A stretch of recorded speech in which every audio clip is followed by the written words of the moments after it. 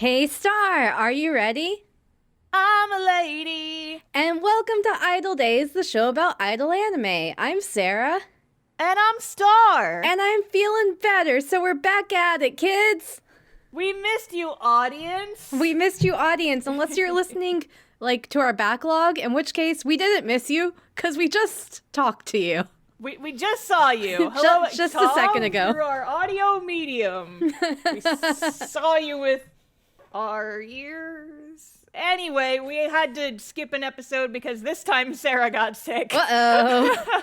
We're both... The end of 22 was just like, no, but we were joking that the iDOL Illuminati caught up to us and got us both sick with the big C word disease, like right after each other. One and then the other. What happened is we were anime girls and we went out in the rain and it just happens.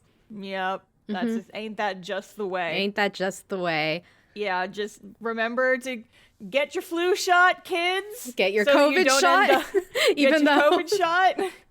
And don't go out in the rain if you're a cute anime girl. Yep, it's really hard. If you're a main character, there's not much you can do, but just get vaccinated. That's the best you can do. Yeah, if you're a side character, get your vax, but even if you're a main character, you should also get vaccinated. Yeah, because you don't want to become the main love interest from a tragedy anime, which is the other alternative if you don't get vaccinated. Oh, no! Here's a question. Are we ever going to do Your Lie in April on our iDOL podcast? That's a good question. I've only watched one episode of that show, but I know what happens at the end.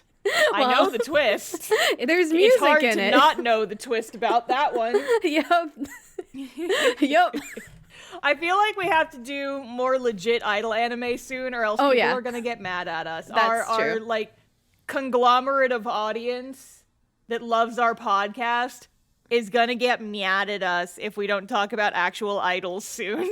Well, there's idols in the show. They're just closer to American Idols.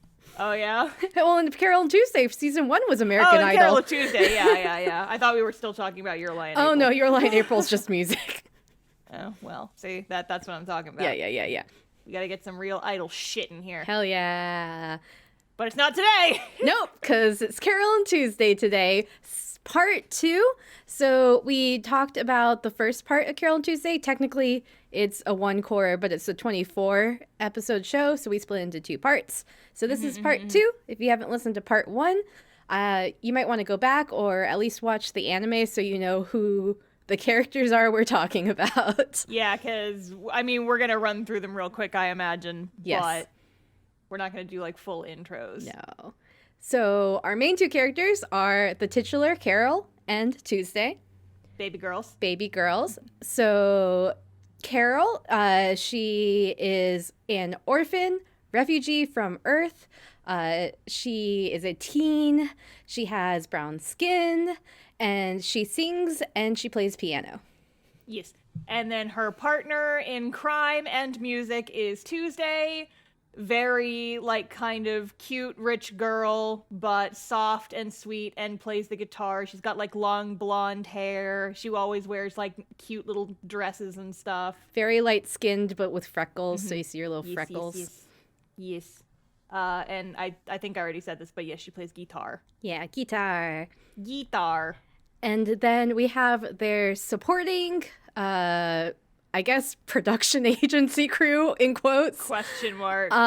There is Roddy. He is a fellow teen, but he kind of, like, runs their soundboard, basically. Mm-hmm. And he does not get a lot of screen time in this season. No, but he has a lot of celebrity friends, so he gives them the hookup sometimes.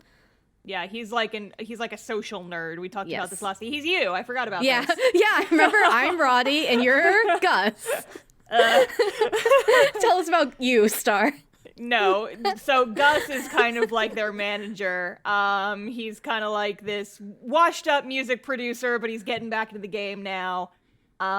He's like kind of this... How would you describe his personality? He's kind of like a little bit gruff, but like in a nice way. Yeah, I would agree with that. I'm gonna make you stars. Let's go. And a little abrasive, maybe. Most importantly, out of everything, and the reason why we say he's Star is he's from Texas. He's from Texas, Earth. He's from Yeehaw. my people. My people. We meet another character from Texas in this in the second season too. So it's like, yes, my people. Why are my people the weird ones in this show? Damn it. It's expected, but still. And in addition to our main group of happy main characters, we have some other celebrities that are introduced in the previous season. One of them is their rival. Her name is Angela. She has kind of tan skin. She's super skinny. She's like kind of the pop blonde model. We described her music and kind of just her in general as a little bit like Ariana Grande. She has infinity bangs. She's kind of bitchy, but like kind of more in the being a teen and haughty sort of way. Yeah, she gets her trauma to redemption arc in this season. Yes. And Angela has her mom, Dahlia. We talked a little bit about the questionable parts about the anime with Dahlia in the last season. I just call her Angela's mom in my notes. Angela's mom is also her manager and sometimes gets a little bit too managery than mom-y. There's also just like a couple of side characters who will be important. There's Erdogan, who is just the most important man in the world, according to him. Who am I? I am Erdogan, the most important man in the world. There's also Tao. He is an AI specialist. He's really good at AI, and he also is using Angela to write AI music or something. Or he's writing the music for her, but he's using AI to write the music, and she sings it. Yes. And she's kind of attached to him because she like wants his approval all the time, kind of. Yes. And he just kind of brushes her off most of the time. He's a little bit of a dick. And then just two other characters that were kind of like very briefly showed up in season 1 but have a very big part in season 2. Our main girl, Tuesday, our blonde guitar playing girl. Her mom is named Valerie, and she is a politician. And her brother is named Spencer. It's her older brother. And Spencer. And last season, Spencer was the one who helped Tuesday run away from home, essentially. So you could tell he's like a little bit on her side a lot of the time.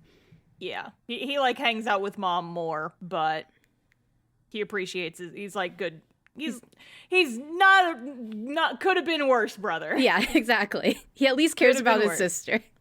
Yeah, we do get several new characters in this season, but I figure we can probably introduce them as they go, because second season has like 4 plots going on at once. Yeah. And also, for those of you who haven't watched Carole and Tuesday, a very other just kind of important thing to note, especially in season 2, is when it came out. I think that should be mentioned before we get into it. The timing on this is real important. So the anime itself, I believe season 2 finished airing like kind of right before COVID, so like January 2020. So just keep that in mind. Remember who some of the world leaders were at the time and kind of what was being talked about in the news at the time, because it comes up. You can tell they definitely drew some inspiration from some stuff that was happening in the world news, and it doesn't give me war flashbacks at all. Yeah. So though not a character, it is really important for context, I would say, for the show overall. Character entry: the political climate of 2016. Wow! Best Yay. girl! Yay! Yay! Yeah, so it's gonna come up. Yep. But anyway, let's get into it. Anime. Yay! Season or episode, I guess this is technically episode 13, but episode 1 of our second part. We get a new opening from our first part. I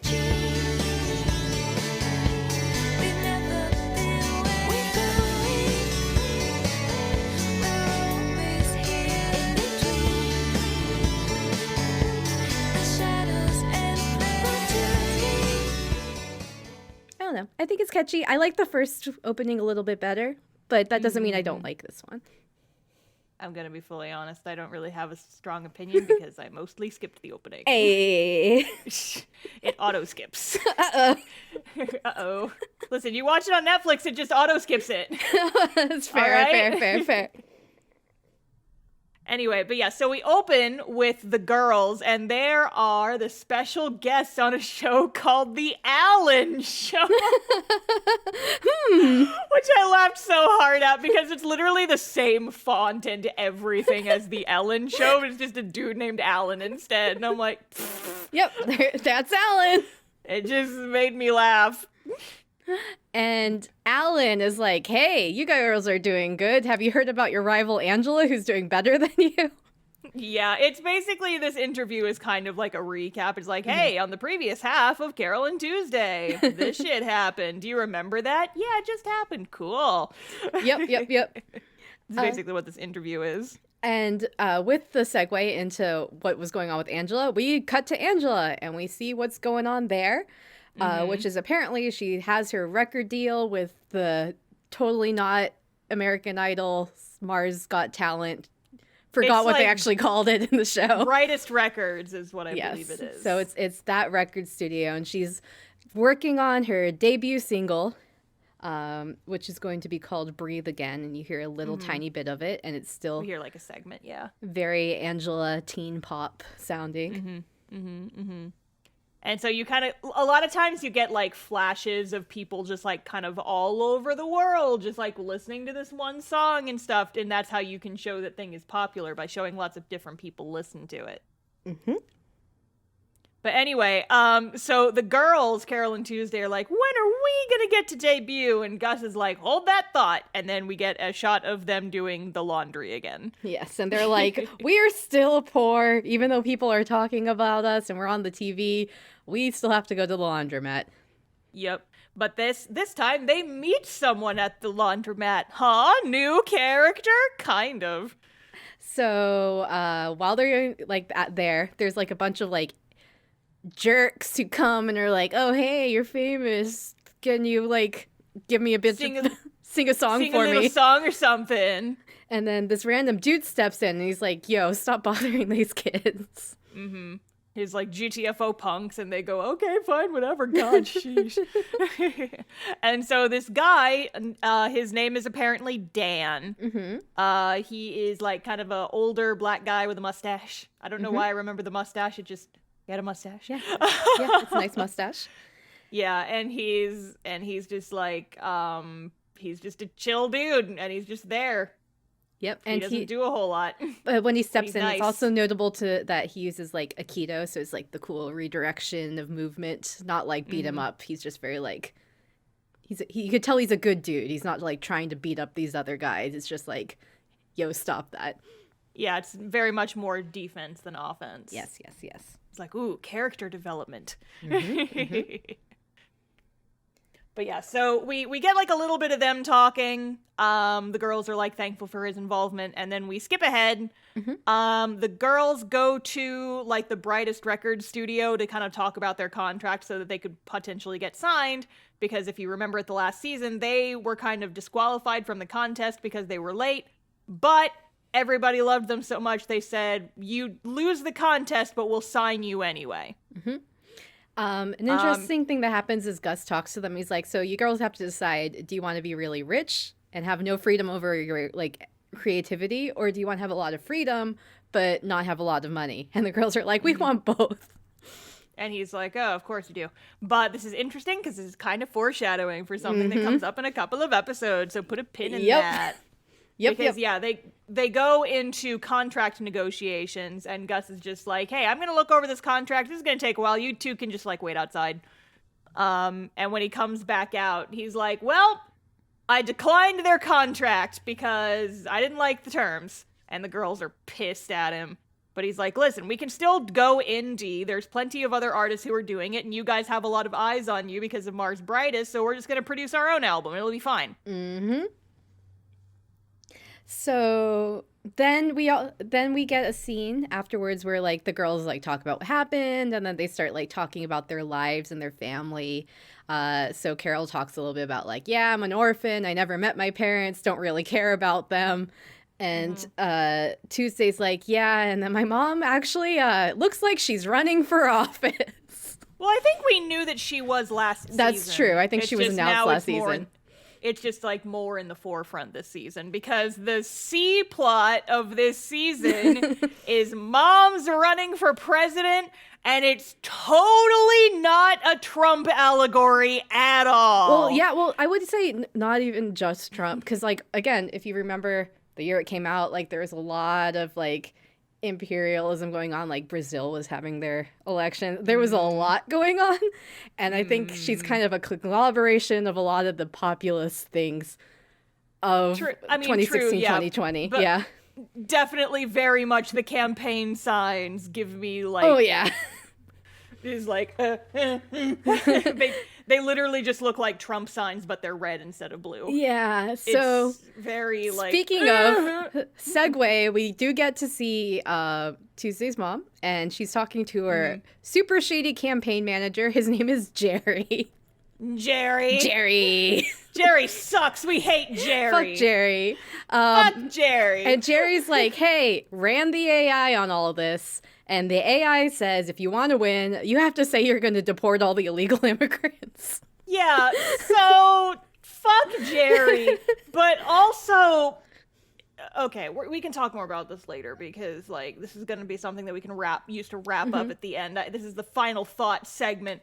But freaking Tuesday's mom has no backbone, and she just kind of does whatever this fucker says. Yep. And, like, how are you running for politics? You just let this guy tell you what to do. It's like he's your mecha pilot. He's ratatouilleing your ass, and you're just letting him do whatever he wants. Who the fuck are you? Fucking Jerry. Like a fucking sock puppet. Fucking Jerry. But yes, I agree. Though that in itself might also be a little bit meta commentary on politicians. Oh, potentially. But I just thought that in the context of the show, it was some weak-ass shit. Oh, yeah, and I got grumpy about how it was resolved later. Well, that's for later. That's for later. Just remember that Jerry is a sus motherfucker. Mm-hmm. We hate Jerry. He's the strategist guy. He sucks. Meanwhile, back with our girls, Gus is like, yo, so our contract negotiations fell through, but like I said, there's other ways to do things, and let's go find you a producer and make you a single. So they go to kind of like this shady part of town where everyone's like kind of just looking at him funny. It's just like, why are we here? And Gus is like, play some songs because there's supposedly like a really famous music producer who lives around here and we gotta smoke him out.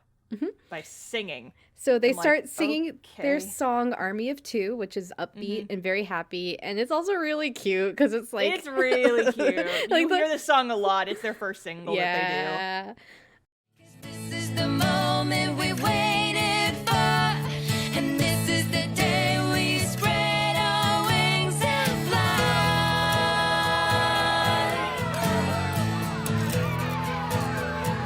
Nothing can break army of two. Ain't nothing gonna stop us, girl. It's you and I.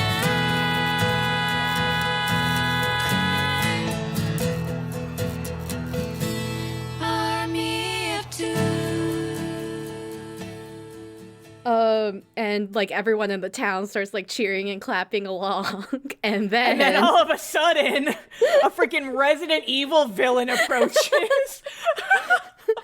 There's a crazy man with an axe. He's got this like long white. He looks like demented Santa, basically. Yeah. He just like shows up. He has and a hatchet. Screaming. He's got a hatchet. And he's just screaming, and he like slams the hatchet into the side of a building. He's like, I'm hearing music. What the fuck? And Gus is like, that must be him. And the girls are just like, what the fuck? And that's the end. And that's the end of the episode. And we get a new ending. This one's by Angela. It's called Not Afraid. And actually, this is probably one of the first Angela songs I thought I really liked. And I do feel like they do good with like Angela becoming less like generic teen pop throughout this season too with their music. I'm not afraid of love no more. I know it's dangerous for sure, but somehow I'm craving love once more. So I guess that means I'm finally moving on.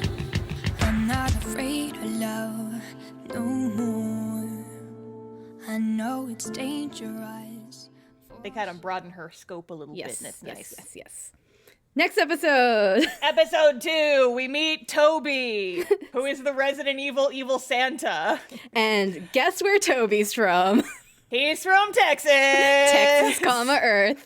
Why am I not surprised that the motherfucker who brings an axe to just out in public is from Texas? Why does this not surprise me, actually? So basically, they go back to Toby's house. It's full of marijuana plants. It's very funny, because Roddy's just like, what do you think these weird plants are? And it's clearly weed.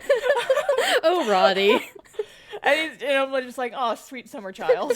Oh, Roddy. Baby boy. And Toby looks a little less feral when he puts on his cowboy hat, because he does wear a cowboy hat half the time. Motherfucker's got a cowboy hat. Jeez Louise. But yeah, so basically Toby's whole shtick, he's a real asshole. He swears all the time, and he's just this gruff motherfucker who's like always drinking. But apparently he's like a legendary producer, and he's one of those people where like he's really hard to please, so if you actually manage to get a compliment out of him, he's like a huge deal. Yes. He reminds me, very, very, very niche reminds me, but he reminds me of one of my animation professors from SCAD. I was gonna say, and I never had this professor, but I knew that's where you were if going you went the to instant you said Savannah that. College of Art and Design in Savannah, and you studied animation and 2D animation up until about 2014, 2015, you would know who I'm talking about. Yeah, niche references for just Sarah, mostly, probably. I'm sure there's other people who would know. Oh, sure, but do those people listen to our podcast? Debatable. Maybe. Anyway, so he ends up agreeing to help them write an album. They write the single first. Yes. He's like, you're gonna have to practice all the time, and we're gonna record it here, because he doesn't really have a recording studio or anything. Yes. He just has a little old doggy. He claps and it brings over a microphone for him. He's like, little doggy. Because he's from Texas. Yeehaw, get my mic, little doggy. There's also a bit where Carole is getting a lot of messages about people saying that they're her actual parents who put her up for adoption. And she's just like, yeah, they're all fucking lying. I don't give a shit. Yeah. At some point she like goes to do laundry, and there's multiple groups of people being like, we're your parents. Wait, who are these other people claiming to be your parents? No, we're your parents. And she's just like, you guys realize I don't have any money, right? And they're like, what do you mean you don't have any money? You were on Mars Brightest. And she's like, no, we got kicked off the competition. Bye.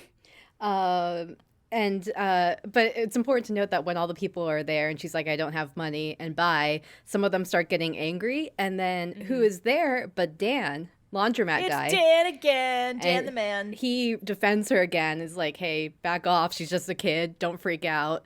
And Carole and Dan start talking, and she's like, yeah, I don't know why all these people claim to be my adopted parents. Like, I don't care about what happened to my parents. I don't barely even remember Earth. I only remember a little bit.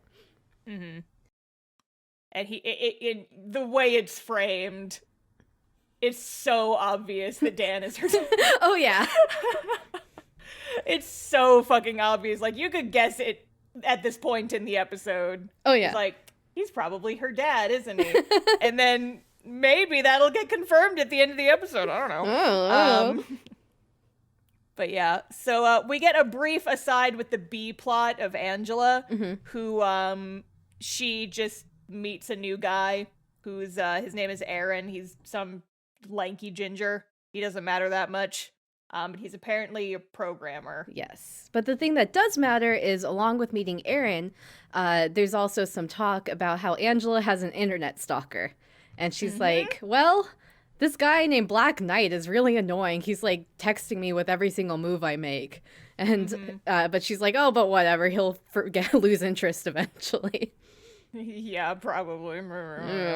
But yeah, so I think that maybe just for ease of access, Carole and Tuesday is the A plot, Angela's the B plot, politics is the C plot.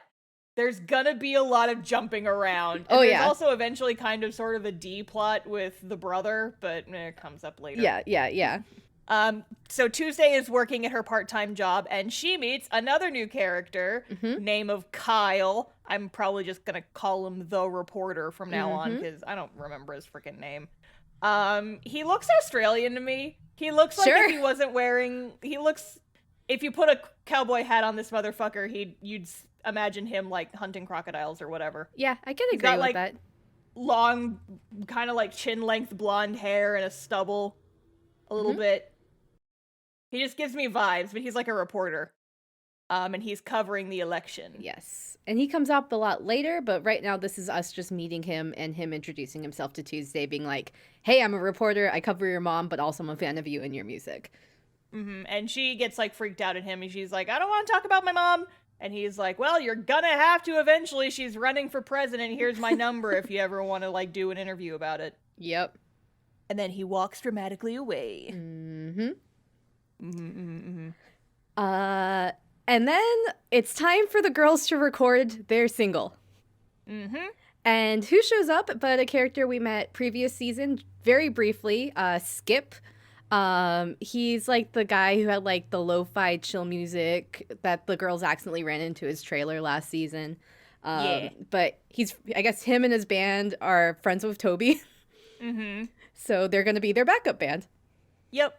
And so they record Army of Two, their song that we've kind of sort of heard already.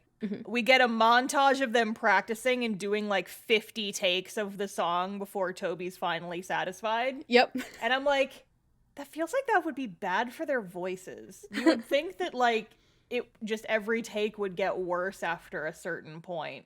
It doesn't seem like it would be good for the recording environment. To be fair, Toby seems like the person who'd cut them off after like 2 measures. So 52 might not actually be that many. You know what? That is true. That is true. But they get it recorded. So now they have a single, and it's going to come out once Toby finishes producing it. It's sweeping the nation. But we have one last scene kind of at the end of the episode where Carole runs into Dan again, and she's like, we finished our first song and we're going to start recording an album. And they just kind of like talk because he says he's about to go back to Earth and he's like not going to be here anymore. And so they're not going to run into each other anymore. And he kind of tells this story where he's like, you see, I have a child, but I've never met the child, and her mother was like really frail and passed away not long after giving birth, but before she did, she left the child at a church on Earth, and I couldn't take care of the child because I was in jail, and so when I got out of jail, I was trying to look for my daughter, but I couldn't find her anywhere until someone told me to check on Mars, and I'm your dad, but I'm not going to outright say it. Yep. And Carole definitely realizes this, but like she also doesn't say it. It's more of like them just recognizing like we found each other, but we're related, but we're also strangers at the same time. Yeah, and they're about to go their separate ways again. So Carole gets emotional, and she's like, am I ever going to see you again? And he says, I'm sure you will someday, and they kind of part ways. And then she says, see ya, space cowboy. That's a reference to a different anime by the same director. Yup. Yup. She doesn't actually say that, but that's the vibe. That's the vibe. It would not surprise me if that came up. Next episode. Episode 3. So Army of Two comes out. It's being played all over the radio and stuff. Everybody's listening to it. My favorite part of this little like everyone's listening to it montage is the one guy playing it on the trumpet. Yeah! Like under a bridge. It's so good. Like, go trumpet guy. Go trumpet guy. And the girls are all happy. They're excited. They're like, hell yeah, people are playing our song. Can't wait for the album. Maybe we'll go on tour. And they're all happy.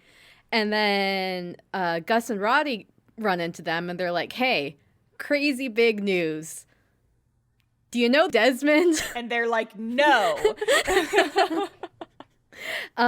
So apparently they got an invitation by a musical artist named Desmond, who is like this living legend who used to be on tour, but then they kind of became a recluse, and like only certain musicians are invited to their house, and they got the like elusive invite. And apparently like the vibes you pick up from Desmond are that he's like kind of sickly and frail. And there's like a lot of rumors going around. It's like, if he ever goes in sunlight, he'll disappear like a vampire or something like that. And everyone's like, how much is that actually true? But it kind of gives you a big first impression before you even meet the character. Yes, yes, yes. So they go over to Desmond's house. They live in a glass egg. And inside the glass egg is like a tropical garden. It's kind of like also like like in Howl's Moving Castle, like the part at like with the queen where she lives. No, that's totally what it's like. It's the same sort of vibe. I wrote that their house is like a botanical garden. Yes, yes, yes. And you hear Desmond singing. They have like a very very ethereal sort of voice, like not very That's a good word for it, enunciated. yeah. There's not a lot of enunciation, and it's usually like very slow and vibey. It's kind of like soft and echoey, and it's accompanied. He's like playing piano at the same time. Destroy the darkness in me. Need to hear a song resounding in secula secundorum. A lost soul, adrift am I. So they're like, "Hey, I was looking forward to meeting with you." And there's also like a part here where Desmond talks about how they are non-binary gendered, and they actually go into it a decent amount. Again, kind of like stuff we said last season. There are parts about it that could have been more nuanced, but the fact that the time was spent there was kind of nice. Yeah. And it was just like kind of explaining, it's the same thing as Angela's mom, where it's like the Martian radiation is like affecting my gender and my body and my like appearance and stuff. And so, but they say things like, well, all fetuses are genderless before they develop, so it's kind of like I'm going back to my natural state. And I'm like, oh, that's interesting. Yeah, so in some ways it is more nuanced because Desmond does talk a little bit how like after their physical like bodies started changing, they felt more at home in their body. That's what they said. Yeah, I didn't write it down. Also, in the English, they use he. For Oh, pronouns. okay. I'm Yes. pretty sure. That's why I was saying he earlier. No, I it's, watched it yeah, in English, I watched the subtitles, which The subtitles say they. they say they, but it could have also been who did the subtitles. Because I at least my I know the understanding. pronouns are less obvious in Japanese. Yeah, there's not as far as I've noticed. I don't think they have any noticeable pronouns in the way they use Japanese. I could be wrong, but I am pretty sure that the English used he. Gotcha. Like he. So he, they, non-binary. We appreciate it. Yes, we appreciate it. And again, there's definitely nuance that I wish was there. I feel like nothing was done out of malice. It's just, Maybe just a little bit clumsy. I feel like having representation by people who work on the show would have been nice. But the fact that we get anything at all is more than a lot of other anime. Oh, yeah. Oh, yeah. Oh, yeah. And the fact that it's not a punchline is also nice. Yes. And Desmond also talks about like having a lover who was male, which is another this is like another level of queer relationship. And they used to be single, but when their partner died, they like hid away, but then slowly started inviting artists back to like talk to them, and then slowly been able to get inspired by other people. And so then Desmond's like, hey, when I heard your music, you inspired me a little bit, and I just want to let you two know that like you got to keep stay true to who you are, basically. Like keep your soul, like keep just trying to connect with at least one other person, and like kind of leading into like a little foreshadowing about like music being a form of communication, which comes up later. Yeah, he's basically like, it's like, don't worry about singing for everyone, sing for yourself, and then people will come to you. Which is true. That's like, I mean, I tout that for like writing. It's like, don't try to write to please everyone, because you're never going to be able to accomplish that. Just write what you love and what you're passionate about, and people will follow you. And then we get a little cut in with C-Plot, which is as all of this is going on about like be true to who you are and people will love you. We get C-Plot with Tuesday's mom, and she's talking about closing the borders. and kicking all the Earthlings out, which is wild because Mars is entirely populated by people originally from Earth. So, like, the fuck? Wonder if this is a metaphor for something. Wonder if it's a metaphor or some kind of allegory for stuff that was happening around the time that this anime was in production. But while this is going on, Spencer, the brother, so far has been like an assistant to Mom during the campaign. And he's like, you need to stop this. And Like, Mama, Jerry's shit. but Mom's like, well, it doesn't matter if this is good or bad. It's going to make me win. So just shut up, Spencer, basically. Yeah, and Jerry is also just like, yeah, Spencer, shut up. Do what your mom says. Yeah. And so Spencer gets frustrated and he leaves the venue and he runs into the reporter guy. So this is Spencer meeting the reporter guy for the first time. Yep, and the reporter guy's like, hey, doing a piece on your mom. Can I talk to you? And he's like, no. We'll come back to them. We'll come back to them. Back with our A plot. So Desmond finishes like telling their story to Carole and Tuesday. And then it starts talking about being sick. And then just like, one day I will like be reunited with the earth. And then start singing. And then die. and then they die. Except I guess that they're not dead because, like, I guess they just go into a coma and they just kind of sit there in front of the computer in the wheelchair. Yep. And I'm just like, hello? The end. The end. Goodbye, Desmond. That's it's wild. Yep. It's just like, listen, I've loved having you in my home, but it's time for you to go now. Beep. Imagine that's the way to tell people they've stayed past their welcome, honestly. Yeah, it's like, leave at 9 or I'll die. Or leave by 9 or I will simply pass away. You've overstayed your welcome. Beep. So that's the end of the episode as Desmond dies. Rest in peace. F. I guess. Next episode. Next episode, Army of Two. Their debut single is number 53 on the music Billboard charts. Top 100 right here, kids. Look at them. Let's go. Angela's number 1 though, because of course she is. Don't pay too much attention to that.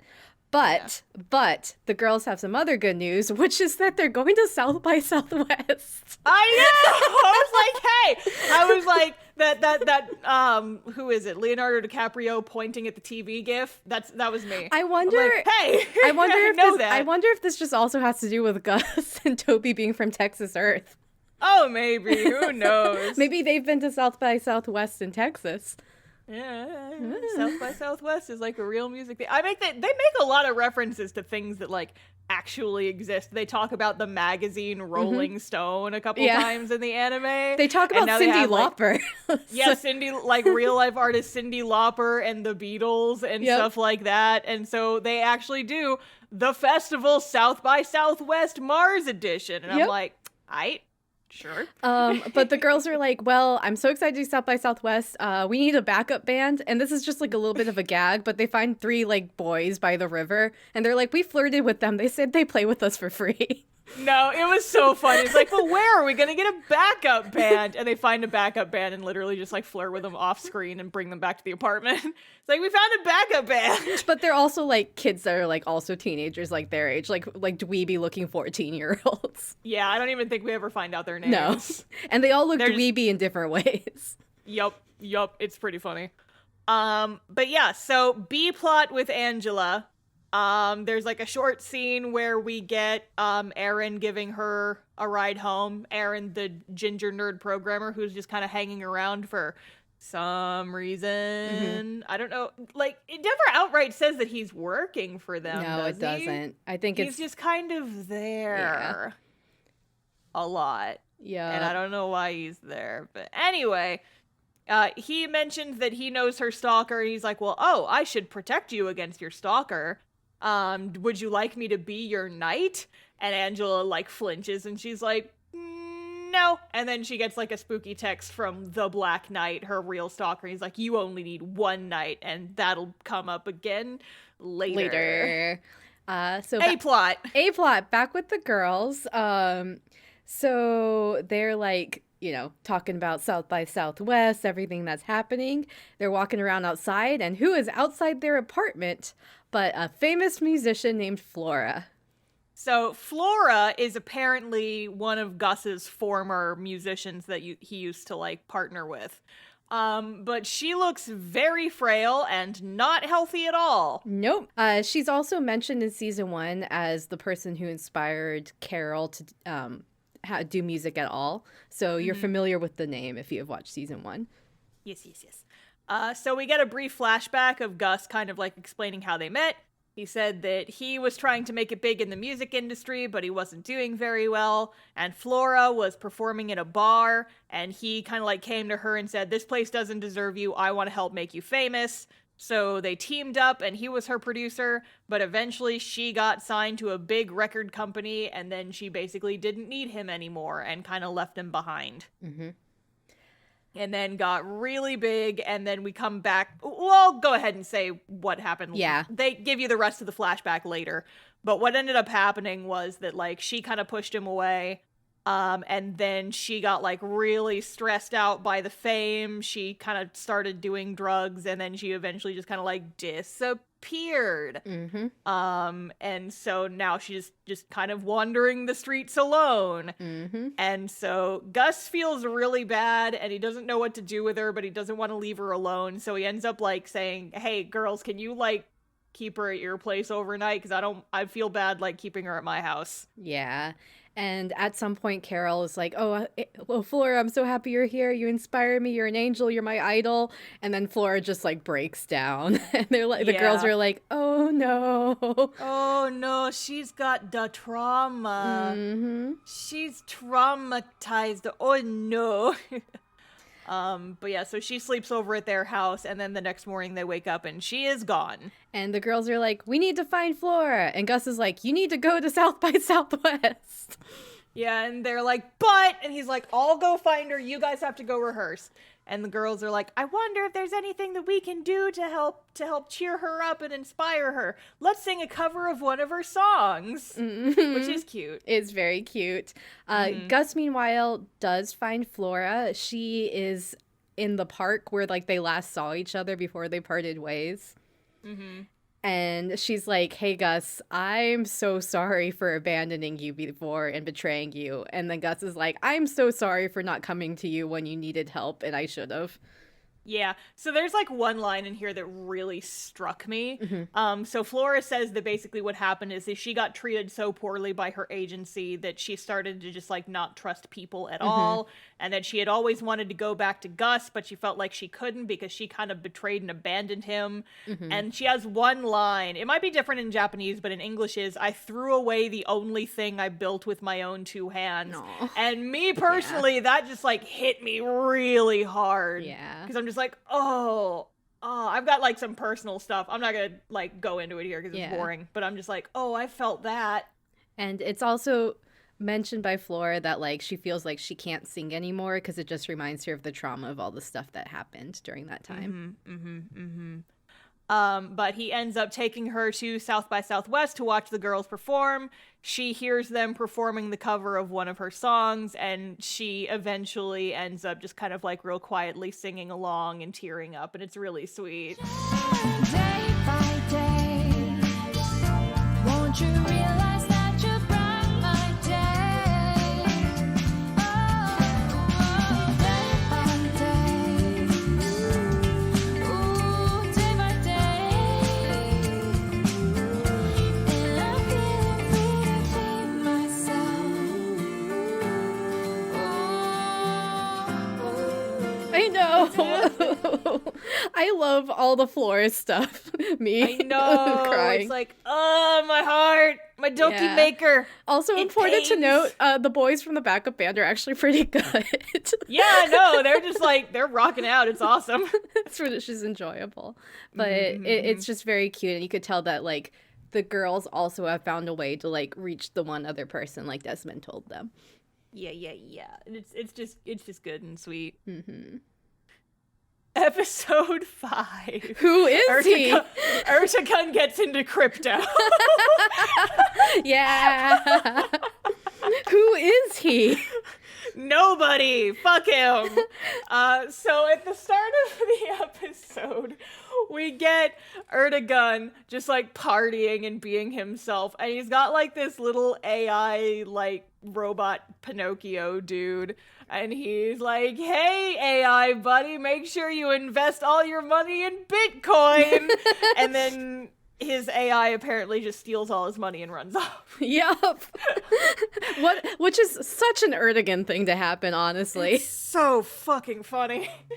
It's like, yeah, of course he'd be one of those crypto bros. Of course he would be. He throws all of his money at fucking Bitcoin and then loses it all and goes bankrupt overnight. Dumb son of a bitch. Of course he would. Yup. You So also good. get a little bit of B-plot here, not a lot, but of Angela's stalker kind of escalating a little bit.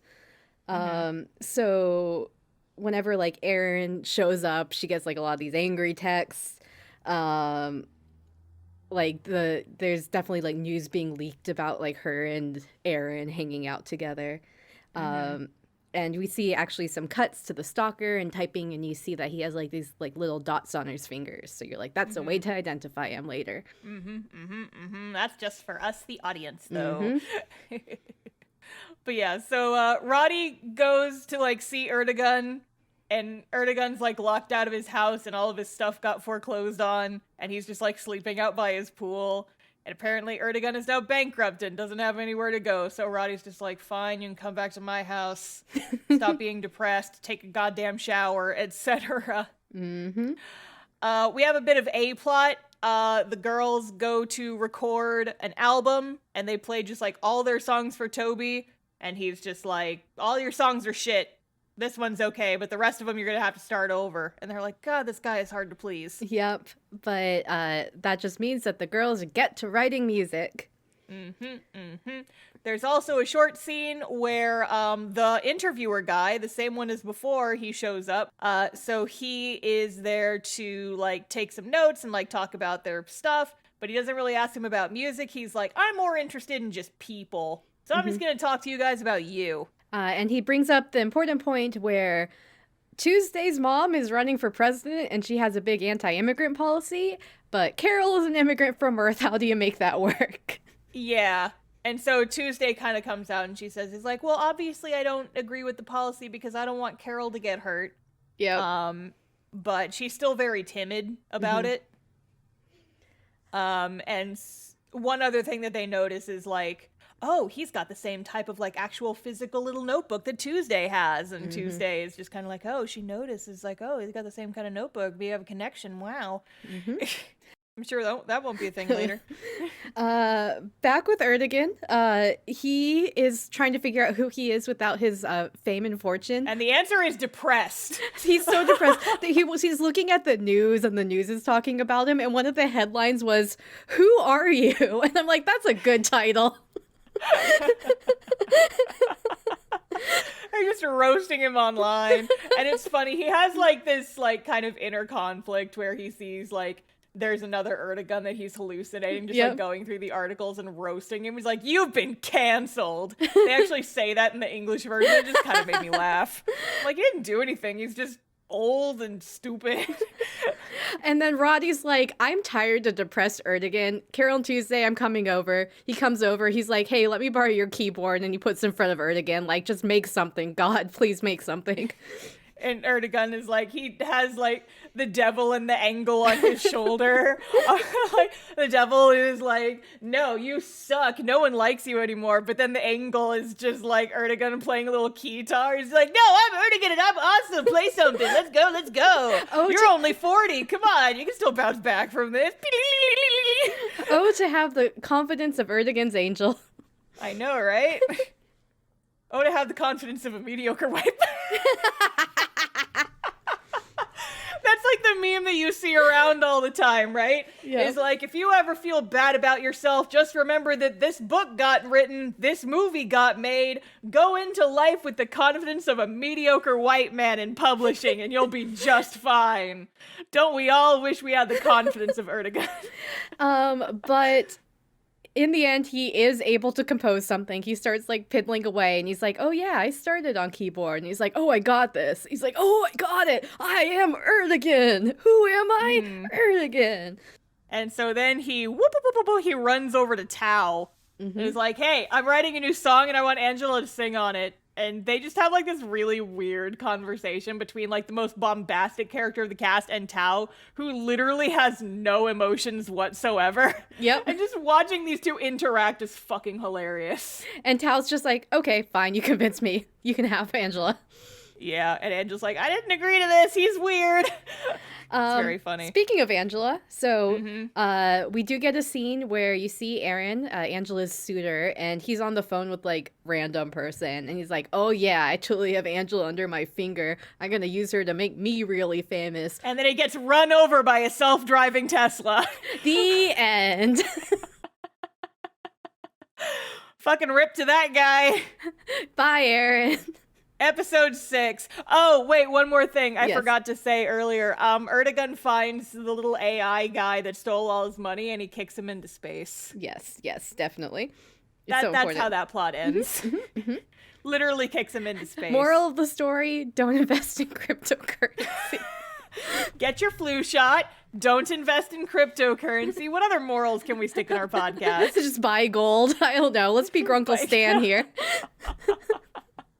Time is illusion. Buy gold. Catch that reference. Gravity Falls. Episode 6. Angela gets the news that Aaron was run over. Fucking rip. And she goes to the hospital to see him, and Aaron's like, get away from me. You're going to get me killed. I don't care about you. Leave. And we never see him again. But Angela gets a text immediately like, are you done with that guy? Because I'm the only one for you. It's like, how does he know immediately? It's so creepy.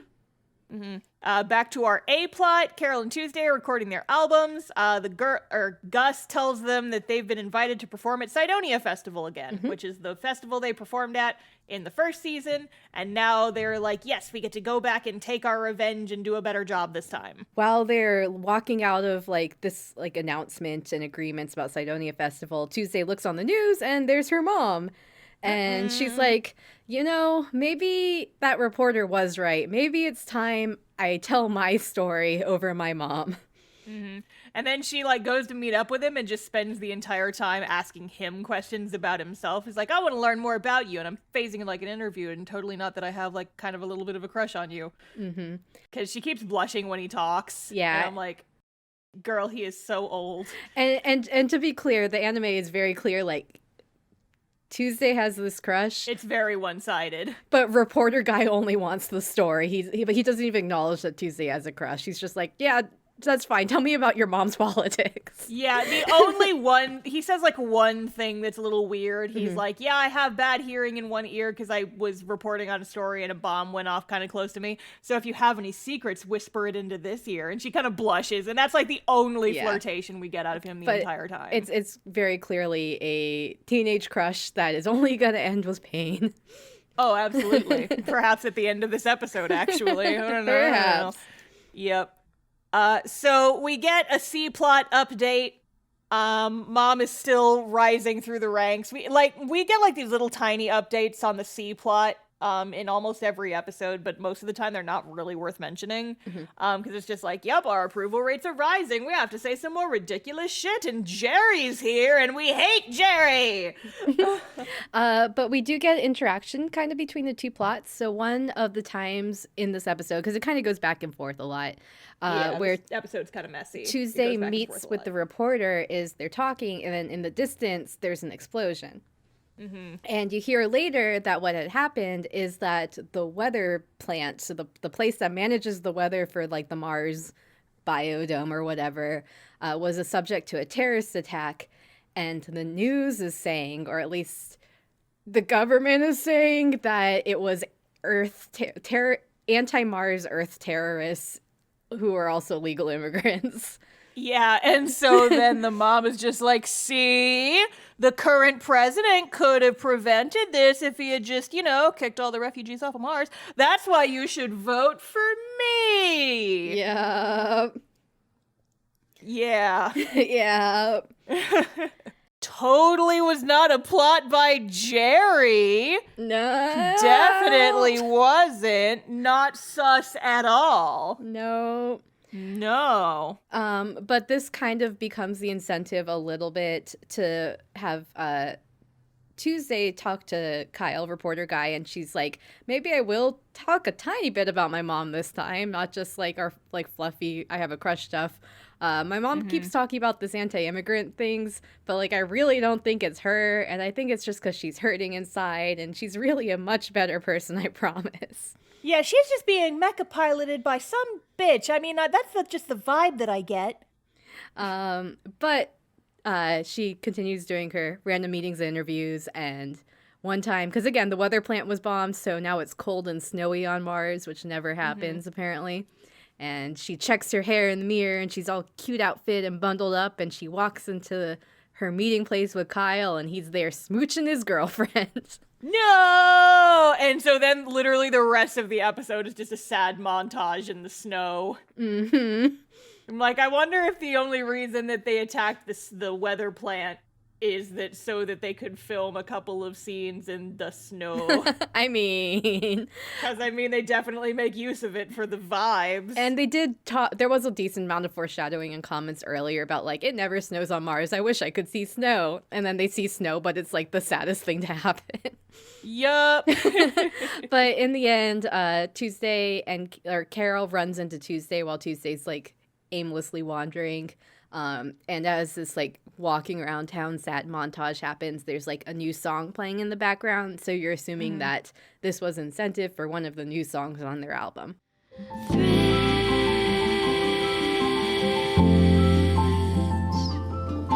Something's pulling me, I move ahead. Threads.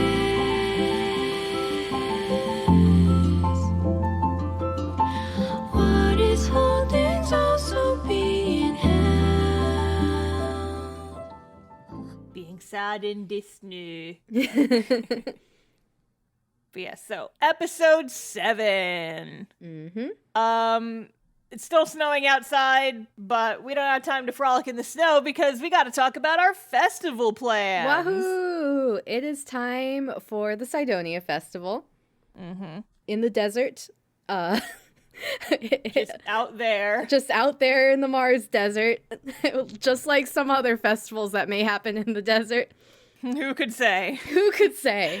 But anyway, a large part of this episode is actually dedicated to our B plot with Angela. So they're talking, Angela and her mom are talking to Tao at one point, and they mention the stalker, and Tao is immediately intrigued. So Tao goes to like investigate their house and realizes that her AI pet was hacked to like record her and like record audio and like transmit it somewhere. And she's like, well, we had the police investigate this place. How did they not see that? And Tao's just like, whoever did this was really sophisticated, obviously. I'm going to help you catch him because now I'm interested. But meanwhile, there's a bit of a concern because Angela has collaborated with Erdogan on that new song from a few episodes ago. So she will be at Cydonia Festival, which means she will be at high risk for being seen by her stalker. Yes.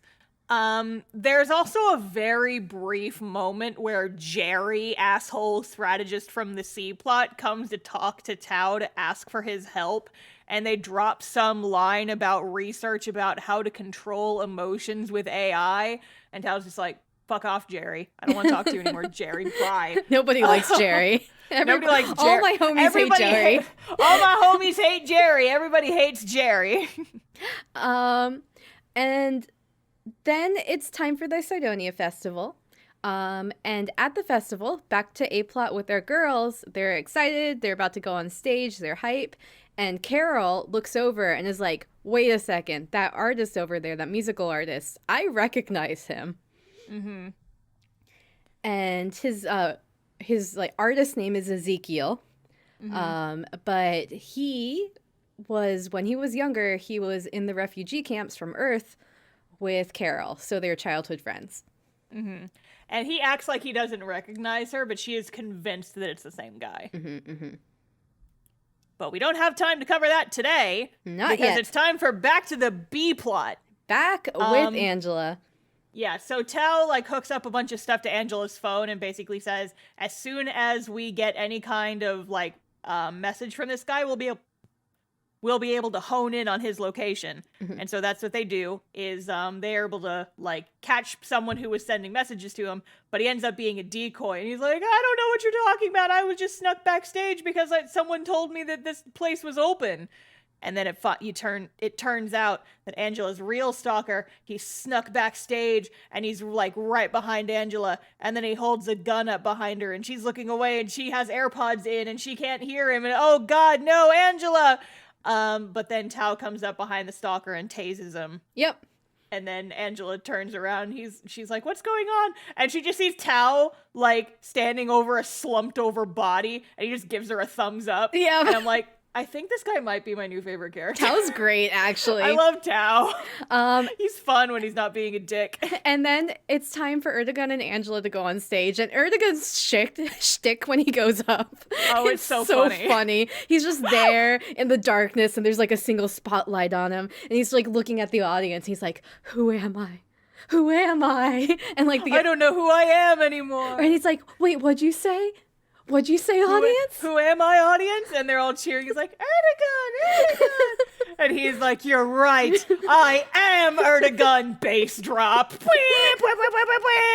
So the song, I don't know what the song's called, but it's like When the Lights Go Out. It's like really like, it's a good dance song. Like, oh yeah, I would dance to this in the club. It's hype. It's really good.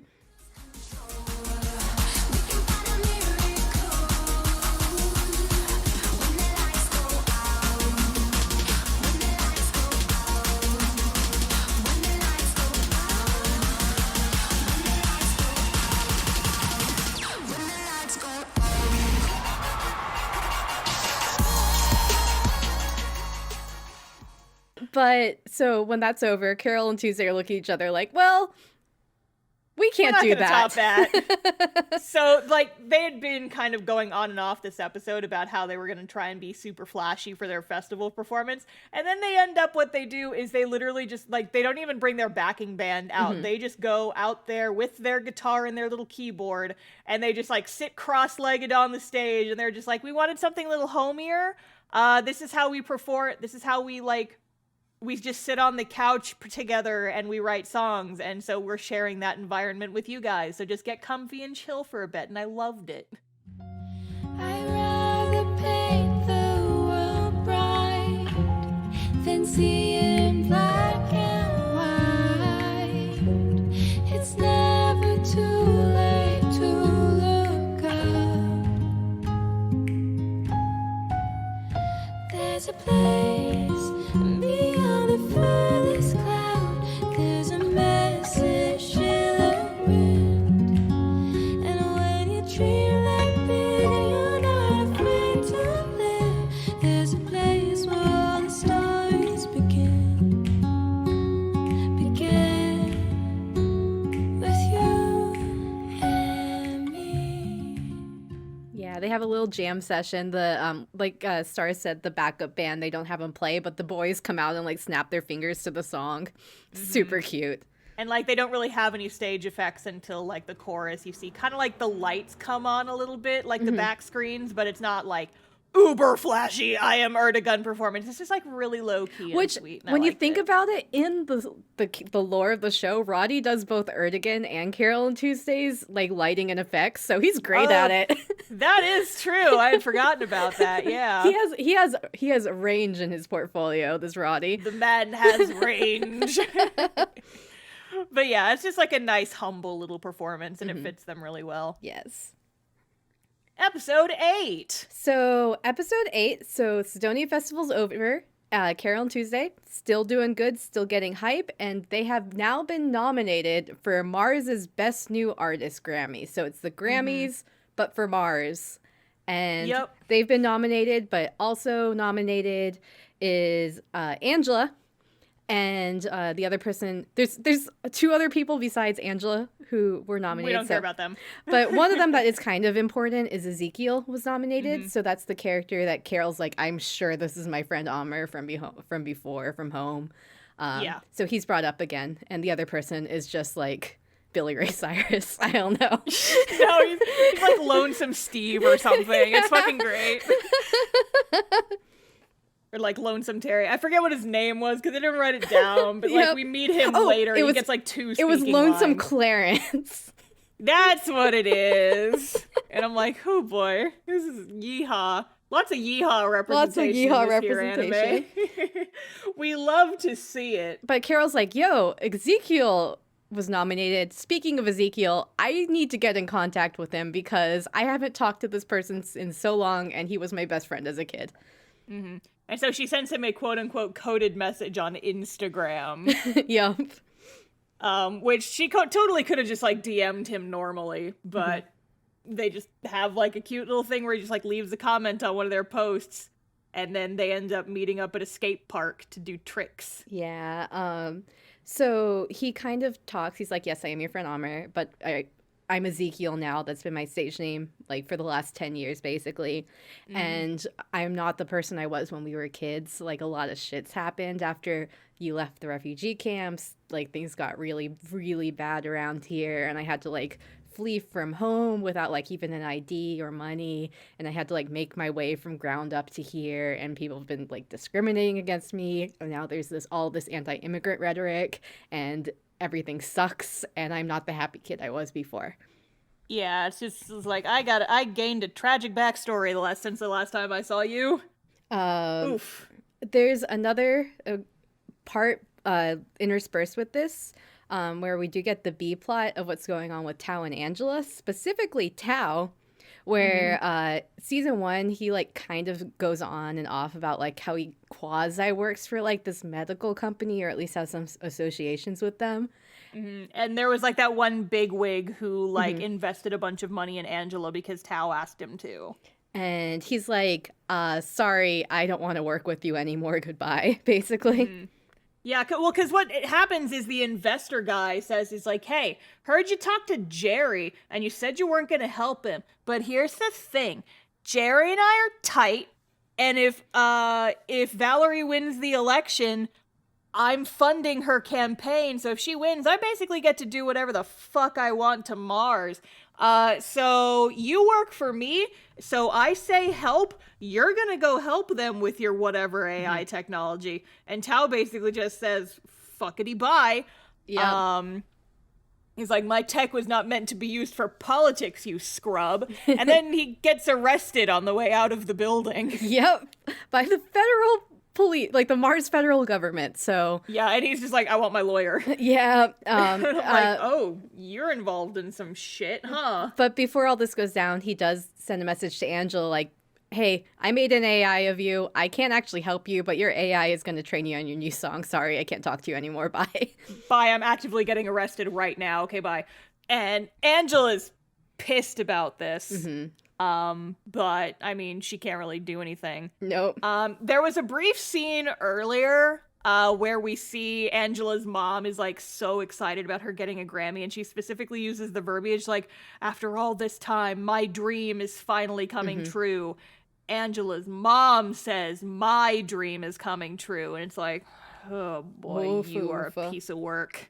So, back with our main girls, so Carole wraps things up with Ezekiel, and he's like, hey, listen to my new song. And he's like, specifically, he's like, this is gonna like cause an explosion. It's gonna be a bomb. Yeah. And so he ends up releasing this new song, which is so good. Yeah. Oh my god. It's like, I'm not super into rap, but it was kind of cool. It's so good. So the artist that plays Ezekiel is Denzel Curry, who's a very, very, very famous rapper in real life. Is he? Yeah. And I looked up like, how did this collaboration happen? And basically, Watanabe, the director, again, he wrote Samurai Champloo, Cowboy Bebop. He's like, yeah, I really like this guy's music, so I reached out to him, and then the artists were just like, oh, I like your anime, let's do it. It's just the definition of shoot your shot. Right? Prophet Ezekiel, aka the prophecy. I had to give you my government so you know me properly. See, this is my property, yet the system don't give a damn. Take Mars, remove the S, spell it backwards, now I'm a ram, this the jam. See, everything is hot on this desolate planet. The type to put your satellite through some permanent damage. No diagnostics, all your droids need to see a mechanic. Damn, we can't manage, man, we can't vanish. I can't speak robot, but I can speak Spanish. Seems a lot of real music has been forever banished. Evangelists of the sonic revival, from trip hop into tribal. Not a fight over music, this is my fight for survival. How many... But yeah, so the rap is basically just kind of saying things like, fuck the government, they can't tell me what to do. But I wrote it down in my notes. Where is it? It's basically going against the politics of like discriminating against the refugees. Yeah. Just kind of going against everything that Valerie is currently campaigning on. Yep. And then after we watch this video, we see Ezekiel getting arrested by Mars ICE. Mice. I shit you not. Yep. They are literally called mice. Yep. So again, this anime isn't subtle. No, I know writers who are subtle and they're cowards. We're gonna blast this shit in your face with a goddamn megaphone. It's a political allegory. Yep. Get with it. It's like, oh, Jesus Christ. Yep. And there's definitely talk about Carole and everyone else where like, he's been in Mars for a long time. It was pretty well known he doesn't have paperwork, and it was very so why clear. Are they arresting him now? Yep. The timing was on purpose. It's fucked up. We also get some C-plot. Kind of, all of this is kind of interspersed. A lot of, it's really well done in the show where you get a lot of cuts between, but it's hard to explain after. But also while all of this is going on with the song that comes out and Ezekiel getting arrested, Spencer's like trying one more time to like get his mom to stop listening to fucking Jerry, and she's like, fucking Jerry. And she's like, Spencer, no, I'm not going to listen to you. And Spencer's like, well, you're a shitty mom, bye. And he goes leaving. And he goes to talk to the reporter. He's like, my mom was mean to me, and I want to get her. She's just being mecha piloted by some punk ass named Jerry. Help me expose her shit. And the reporter guy's like, you bet. And also the reporter guy's like, yeah, one place we're going to start is I'm pretty sure that Jerry's company funded the whole terrorist attack thing. Which is like, wow. And no one was surprised. Yep. Shit had Jerry, like, you look at the cloud of the explosion that shook that like destroyed the environmental plant, and the cloud formed Jerry. Yep. It's like, yeah, yep. we know. know. Jerry did that. Fucking Jerry. And then the episode ends with our Angela plotline, or B plot, where Angela's mom is getting more and more intense about Angela, like, needing to win this Grammy and put out the best album ever. And the mom is getting annoyed because Angela doesn't want to learn from the AI that Tao left behind.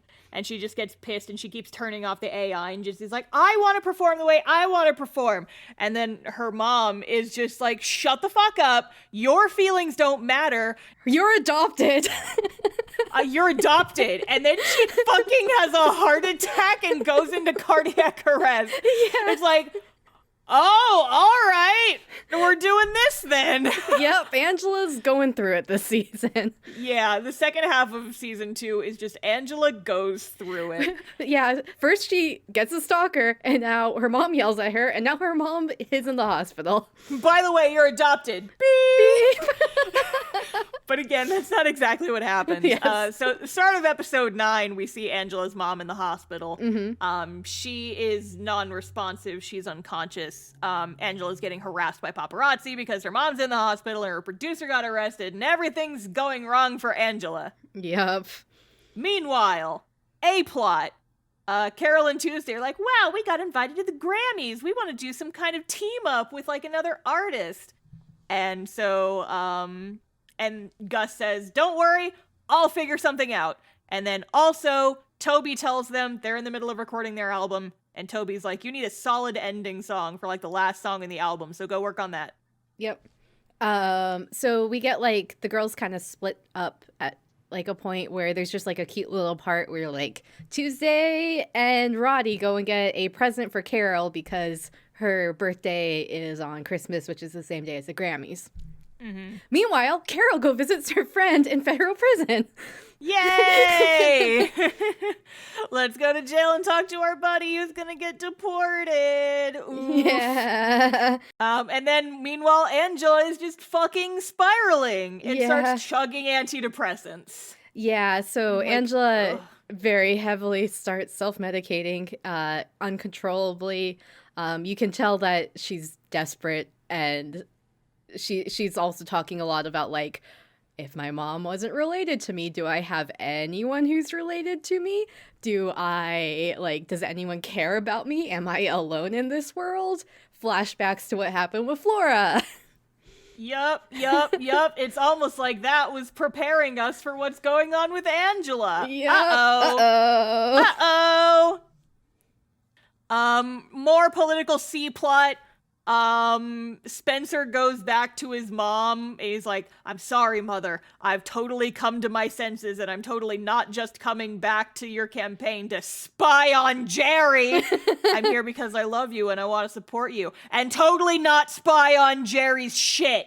Anyway, so Spencer's back. And then back with our main girls. Again, lots of back and forth. Carole, after she meets with Ezekiel / Amer in jail, she kind of talks to him in jail about like, hey, that song you did was great. You were right. You're definitely not the person I knew before. Sometimes I wish we could just go back to when we were kids and we were each other's family because like we really got each other and I miss you. And so later on, Carole gets a text and she's like, oh, hey, Amer sent me like this YouTube video and it's another song, which is also so good. Outside looking in, reach beyond the place you never been. See, I have the power of many men. When I walk, you don't see a grin. Mix my ignorance with intelligence, militant moves. You should never question the elephant. I appear, yet I'm barely even here. When you're not around, there's no one that's allowed to see my tears. Adam to your Eve, apple of your eye. Whatever the circumstances, know I'll end up on your side. Carole, hit you with the love-struck arrow. Feelings start to scat like elephants, Gerald. That he just recorded in prison. Yeah. So it's basically like about basically his roots being like earth and home, but also Carole being like the symbol of like home and family, but also about how, you know, the government's kicking him out and doesn't respect him. Again, it's not very subtle, but it's also really good. Subtleties for cowards. Call out the government in your rap song. Yeah, it's so good. His music is like the other fun thing about Ezekiel Amer / Denzel Curry's songs in this is like it's very relevant to the plot of the show, but like even if you don't know the plot of the show and you just listen to the music, it's also very clear what he's talking about in real life. Oh yeah. It's not an allegory at all. Listen. Yeah. So after all this happens, there's like the song that Carole gets, and there's all this stuff going on the news with Tao, and the girls are seeing that Angela's having problems because they try to reach out to her managers and they haven't heard from her. And Carole and Tuesday are just sitting in the church from the first episode of the show itself, the one where Carole like really failed to be a actor at a guy's funeral. Professional mourner. Yeah. Professional mourner. And they're like, wow, I just really wish that we could do something that like actually made a difference in the world, kind of like how Ezekiel put out that song and it like really moved me. I wish I could do something like that. And like they're like, sometimes it feels like all we could do is just like hope that something happens and just like put our prayers out there in the world with music. Hey, I have an idea. Oh, hey, we came up with an idea for our final song in our album. Yep, and so they record the final song, like, in the church, and so it's got, like, all this sick reverb going on, but then also Gus is, like, playing the organ in the back. No, it wasn't Gus, it was Toby. Or Toby, sorry, yeah. No, I get their names confused, because, like, Texas. They're not similar, but the vibes are similar behind their names. And it's just, I love this song so much. It's so pretty. Now it's been forever. I don't wanna wait too long. Now that we're together,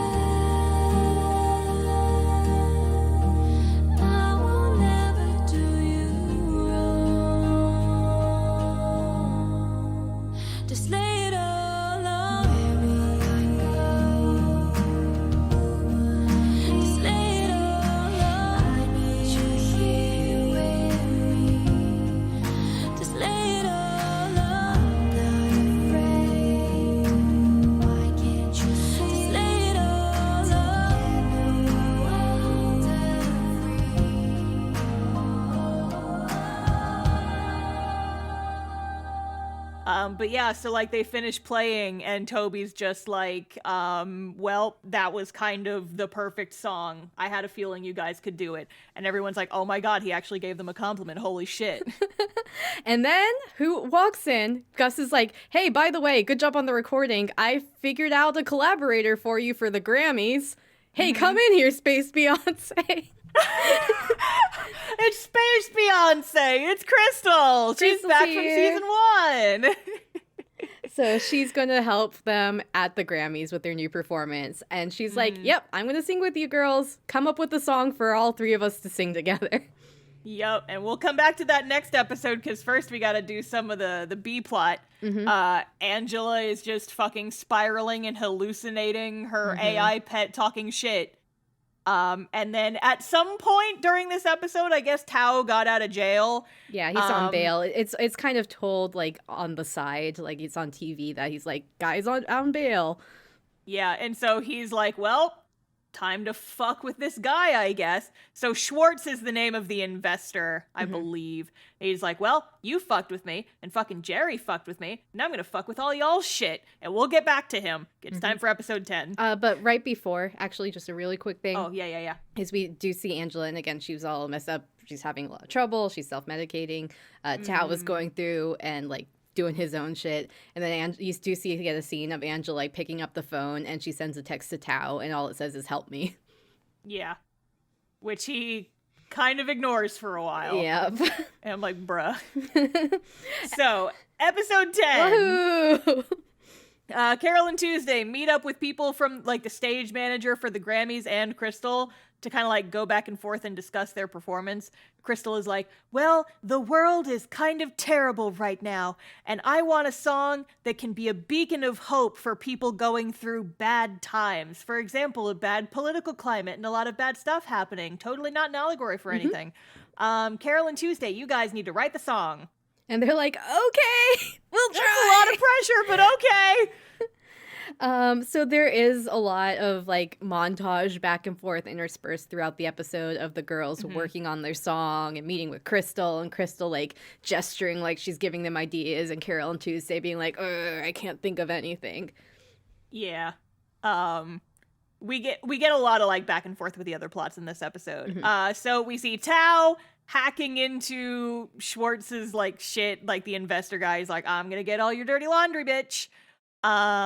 There's also Angela meets with her producers and manager, and they're like, yeah, you are probably gonna win the Grammy and you're gonna have a performance.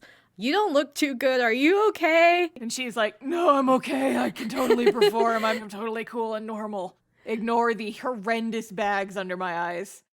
I'm cool. Jerry is like, Spencer's acting suspicious. I wonder if he's meeting a reporter. I wonder if he's doing suspicious things to me, Jerry. Me, Jerry, the worst character. Oh, fucking Jerry. Fucking Jerry! And then it is the night of the Grammys. Yup. Oh, well, first we get like a cute little scene. Tuesday gives Carole a birthday present on Christmas, and it's a little snowboard or a little snow globe with a keyboard inside it. It's very sweet. It's very sweet. Yes. So everyone's getting ready for the Grammys. Oh, we have to talk about Angela's scene right at the start. Yep, because that happens at the same time. Right before the Grammys, Angela's like, it's the day of the Grammys, Mom. I need you to wake up. This was your dream. You have to see me do this. Please wake up, Mom. And then Angela's mom wakes up, says, I'm sorry for lying to you, but I still love you. And then she dies. Yep. It's like she wakes up for like 30 seconds to be like, I'm sorry, Angela. I'm sorry for saying you were adopted. You are adopted, but I still love you. Beep! Yep. And I'm like, oh, God. Yep.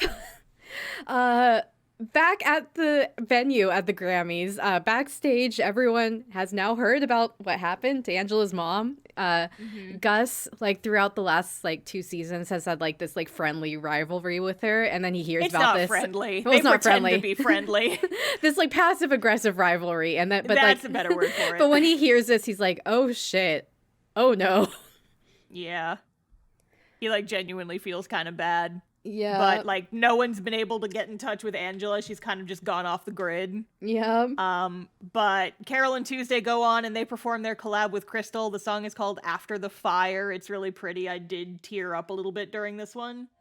After the fire, no maps are drawn. Nothing to cry for. New dreams are born. Out of the ruins, flowers will grow. People rebuilding, stone by stone. After the fire, fire, fire. After the fire.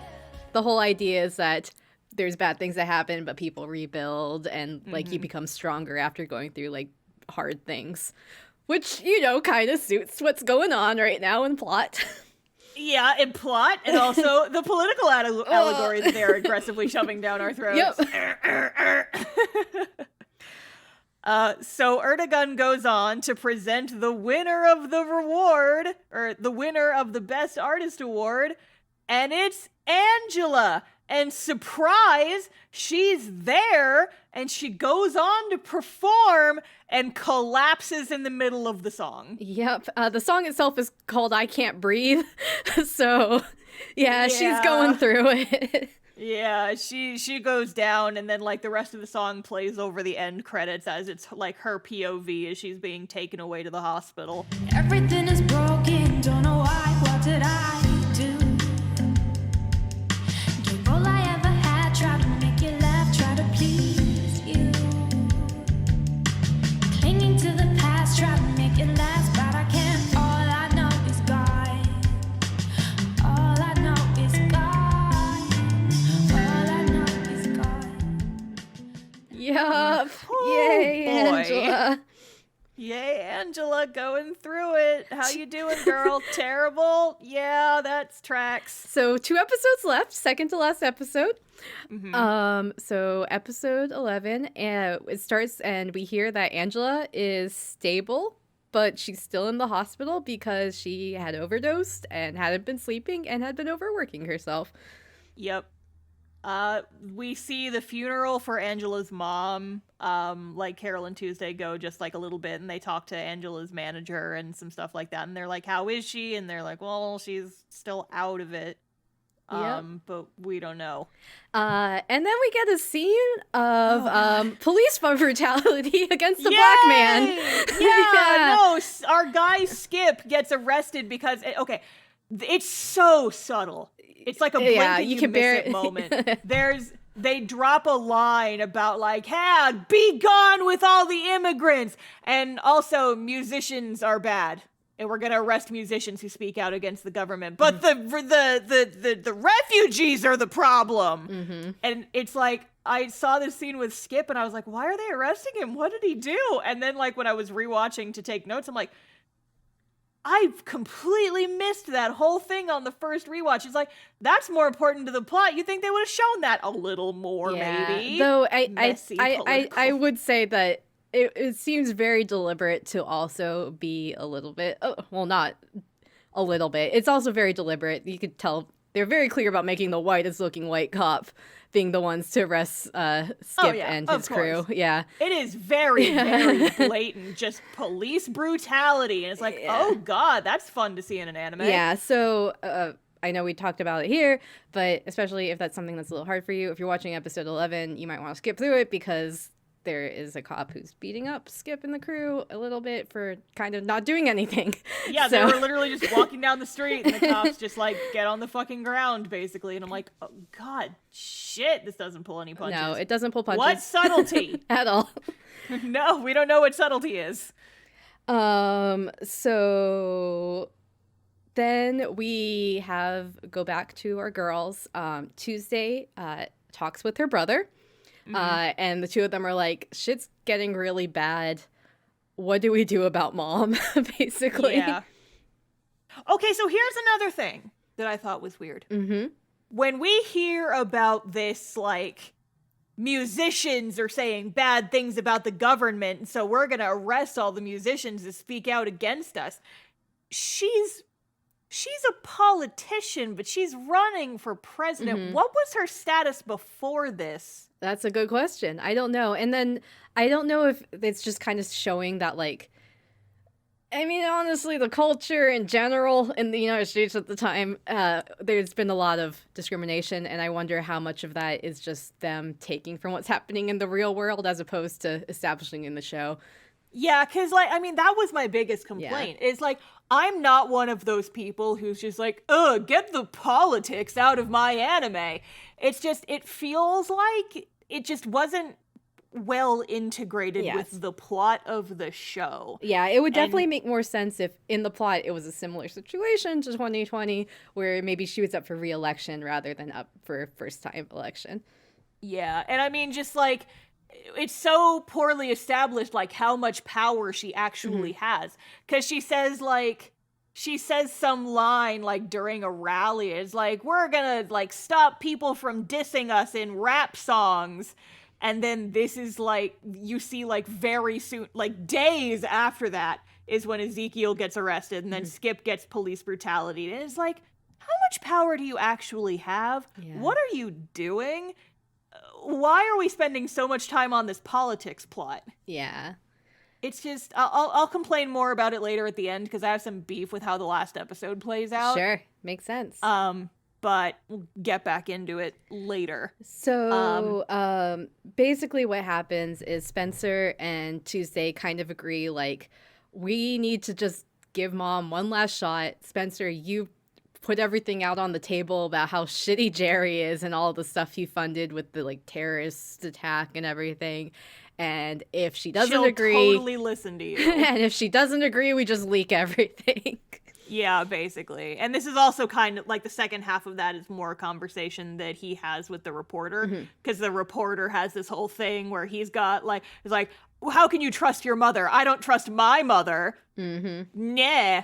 And so he basically says, he's like, okay, fine, stupid little rich boy. You get one chance to get your mom to, like, do a face turn and go back to the good side. And if she doesn't, I'm leaking all the shit. And Spencer's like, okay.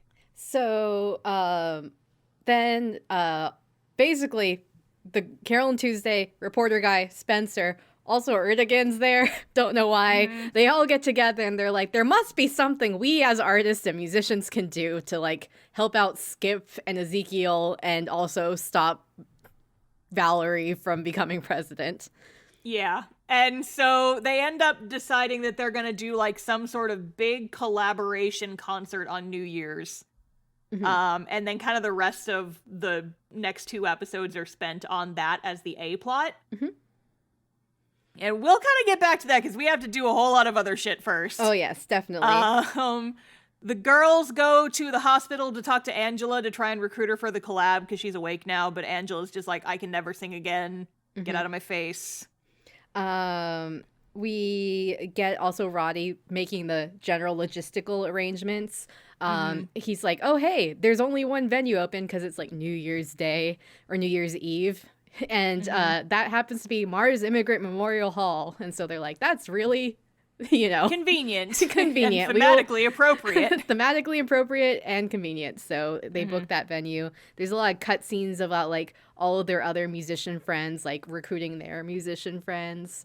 And we also get Carole and Tuesday being like, how do we write a song that changes the world?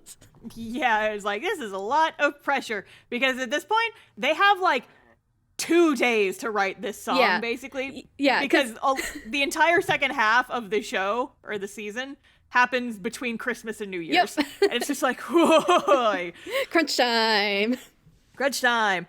We get a brief scene of Tuesday's mom being sus of Jerry. Yep. And Jerry's just like, you'd be nothing without me. Jerry, the worst character. Your entire campaign relies on me. If you get rid of me, you have nothing left. I'm Jerry and I'm the worst. Yep. I feel kind of bad because when I was in Japan, I had a co-teacher named Jerry, and he was very nice to me. And so now I'm just like, fuck you, Jerry. Fuck you, Jerry. Not you, Jerry, not the that one Jerry. in the show. Show Jerry, not IRL Jerry. So while all this is happening, especially Carole and Tuesday, they start talking about, like, what's going on with Tuesday's mom? And oh, hey, shit about what happened. That's really shitty that thing happened with Angela's mom. And they're like, moms are a concept we can talk about. No, it's so funny. It's like, we all have mommy issues. Let's write the song about that.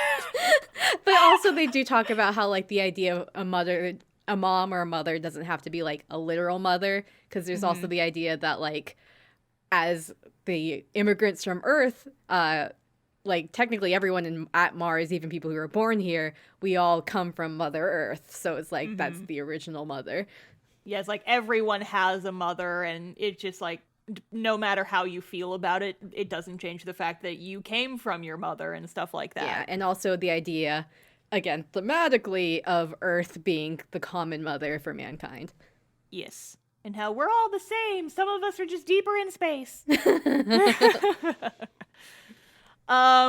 We see a really tragic scene of Angela in the hospital, and she's like lamenting to her producer, like her little manager girl. The one she fired like, season 1. Yeah, the one she fired in season 1. She just kind of comes back with no explanation in season 2. We barely see her. But she's like, I used to love singing, and then I became a model and I couldn't really sing anymore, and then I got bored of being a model, and I thought I'd have more fun if I went back to trying to do music, but now nobody loves me anymore because my mom's dead and I don't have any other family and I'm adopted and I don't know where I came from, and if I stop doing music, the people who are fans of me, they'd find somebody else to like in like a week. They'd forget about me immediately, so what the fuck is the point anymore? It's very disappointing. It's sad. Yeah, or disappointing's not the right word, but it's like, it's very tragic, and she is like at her low, basically. And then we see kind of an end scene of Tao doing his little hacker boy bullshit. He leaks all of the hacked like records from the politics people, and then he just disappears. And then after the credits, he shows up in Angela's hospital room to have a conversation with her. So we're on the last episode, so it picks up where we left off. So Tao's there, and Angela's like, oh my god, you're here. I'm not alone anymore. And Tao's like, actually, I have to like leave town or I'm gonna get arrested for realsies. I actually do have to leave. Yeah, I may have hacked into top secret documents and leaked them on the internet, so I can't stay for very long.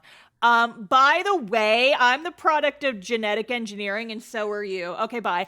But not so quick. It really the general basically what it was, though. It was really funny. The general idea, and it's referenced before that Tao has talked about how he doesn't actually like he was engineered, right? So he was genetically engineered. He doesn't have parents. He grew up in a lab, so that was established previously. And he's like, yep, I was the first of the experiment. That's like why I am who I am. That's why I'm so interested in AI and humans.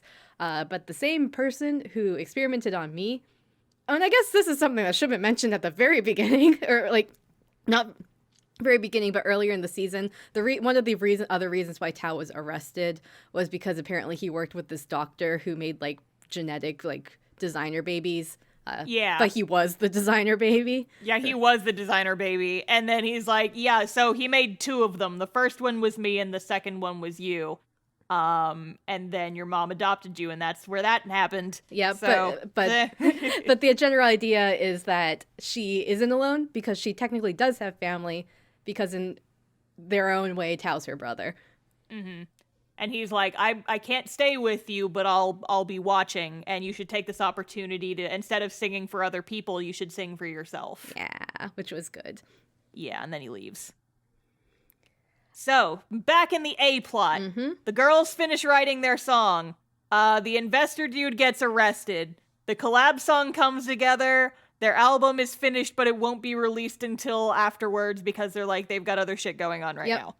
So it's New Year's Eve, and they are at the Mars Immigrant Memorial Hall, and then slowly all the artists start showing up, including pretty much every named character is here, including Desmond, who apparently has not died.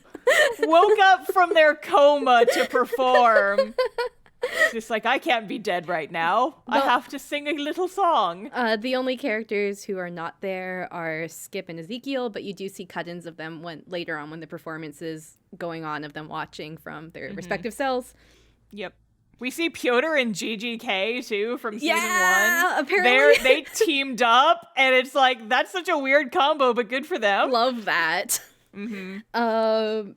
But yeah, Crystal's here, Flora's here, Desmond's here, like every named character except the ones in jail and the one who bit Lonesome Tuesday Clarence is there. Lonesome Clarence is there. We love Lonesome Clarence. He gets like 2 speaking lines and he's from Texas. He's a yeehaw buddy. Right before the show, apparently Spencer and reporter guy came up with this deadline where Spencer convinces their mom to drop out of the race, then like specific things won't get leaked, even though Tal's totally leaking it anyways. But if he doesn't, then reporter guy's leaking it like at the same time as the song. Yeah, so he basically is like, hey mom, so Jerry sucks and here's the receipts. And then she literally just like walks over to the phone, she calls Jerry and says, by the way, Jerry, you suck, I'm dropping out of the race. Yeah. Bye, bitch. Bye, it's like, bitch. I never liked your racist policies. Bye. I'm dropping out of the race. And, okay. Yep. So here's my thing with Valerie's whole shit. Yep. I feel like it... Okay, so this is a show. The show is called Carole and Tuesday. Mm-hmm. You would think that if she's gonna be the villain, you would think that she would have more of a direct impact on our characters. Tuesday, her daughter, spends this entire season saying things about her mother, talking about how her mother was really scary, like when she was growing up. And like she kind of confronts her mom at the end of the second season, but she confronts her by running away and not just doing what her mom says. We never get closure, like proper closure between Tuesday and her mom. That's fair. And it's just like...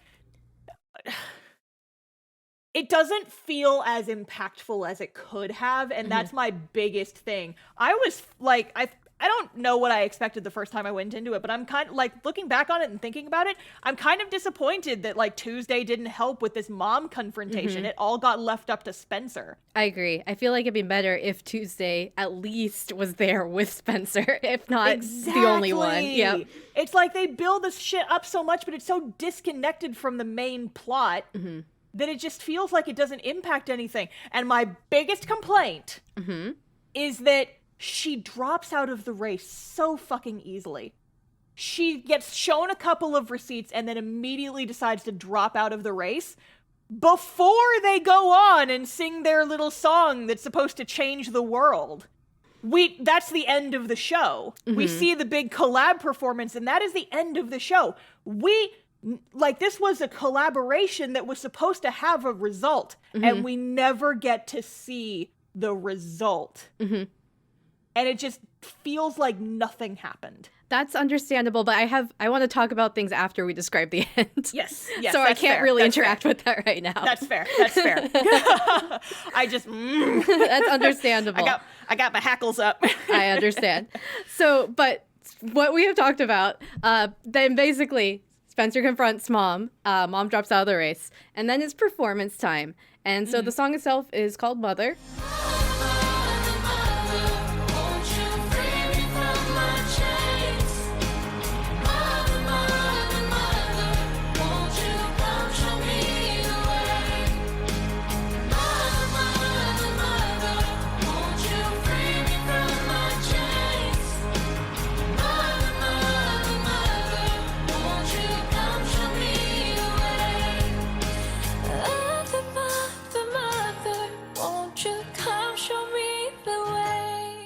It's pretty, again, explicit about what they're trying to say. Again, yeah, it's very change the world anthem-y. Yes. When Flora starts singing, I do cry every time. Take your soul and let it shine across the universe.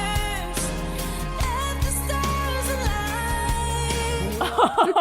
Because she, like, her whole thing is how she can't sing anymore, and then she comes in belting, and you're like, Flora! Yeah!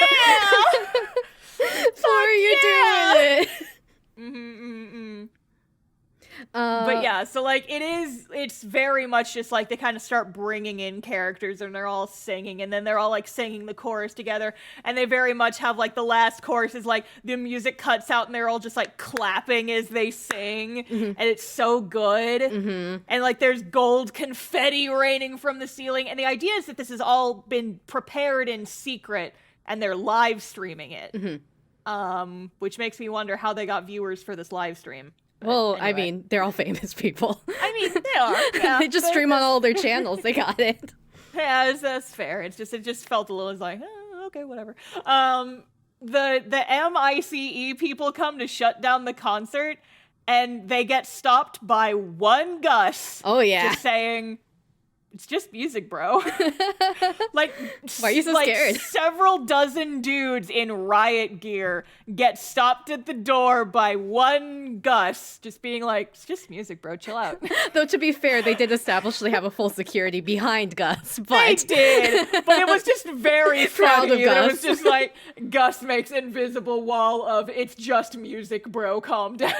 And then Gus continues. I think we had briefly mentioned it last episode where they like talk about like the 7-minute miracle, and you've been Yeah. wondering what this is the whole time. And apparently it's this song, but he finishes his speech where he's like, people call it the miracle, but the miracle wasn't the song. It was the change that happened afterwards.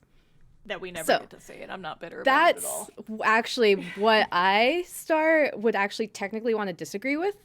Oh, yeah? Because I feel like, especially with the way season 2 is, I feel like this is an anime or a show as art that's not meant to be a contained plot within it.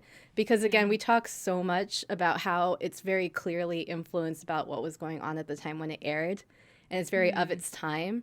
And it feels almost like the director, and the takeaway I got from it was the director challenging IRL world to make their own ending, because if he gave a happy wrap-up ending, it wouldn't really leave that charge for people watching it to make change in reality.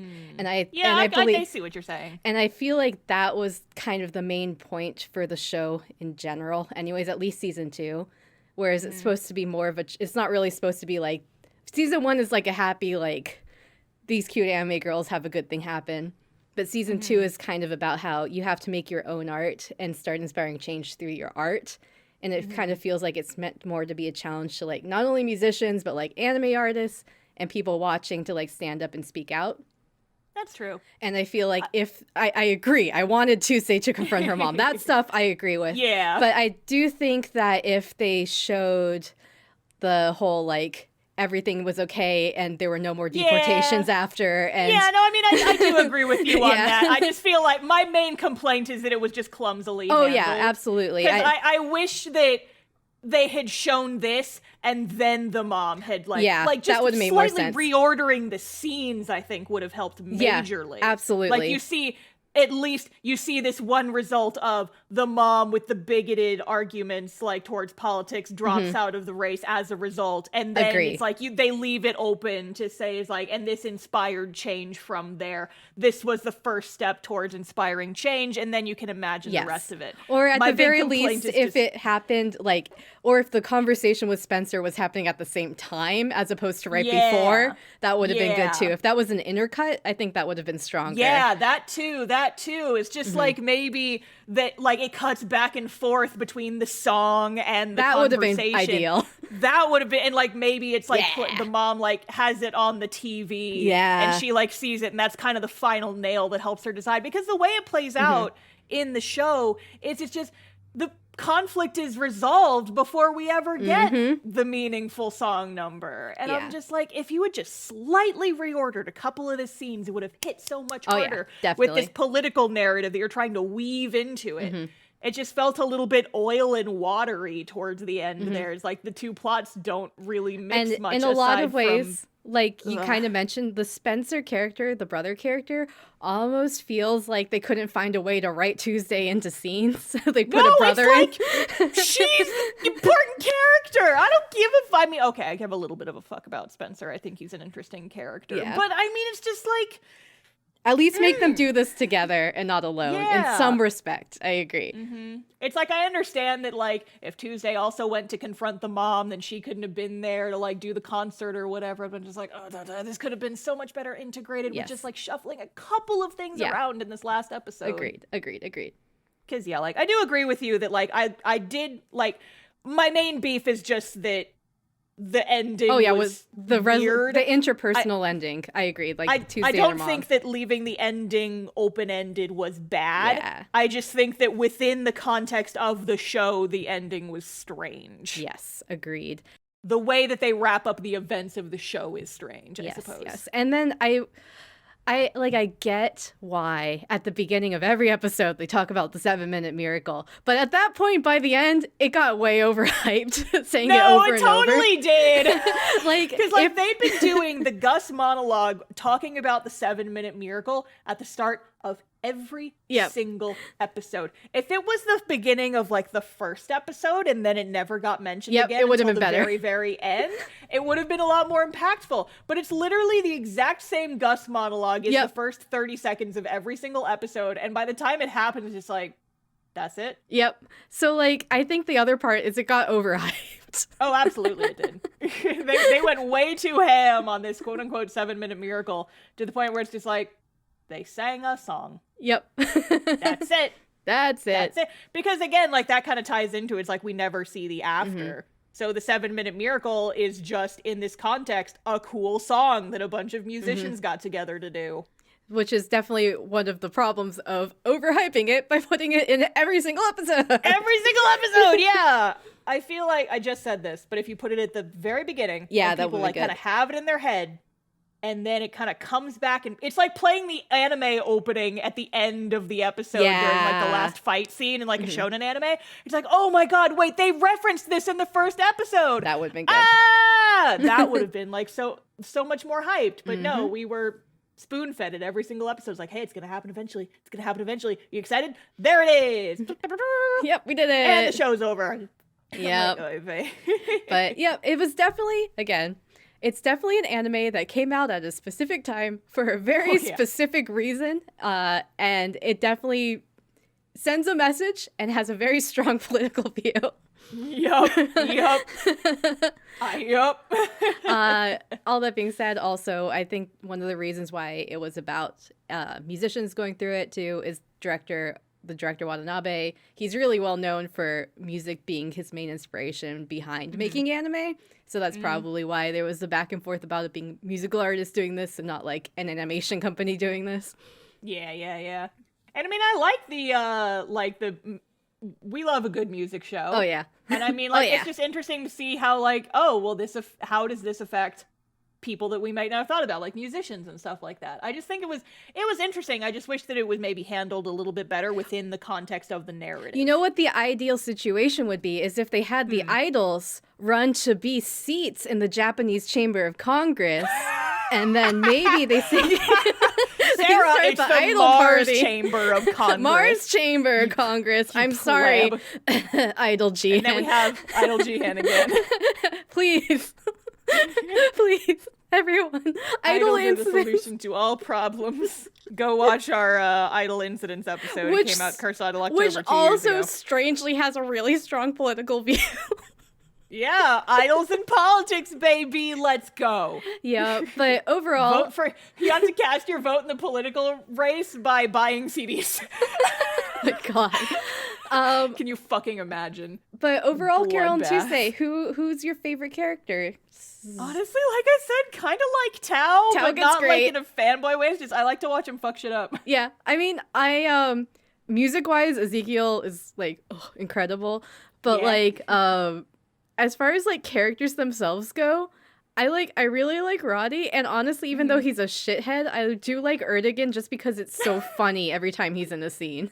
Like he's just the type so of character funny. You like watching him get shoved in a locker. Oh yeah, it's so much fun to see him get completely destroyed.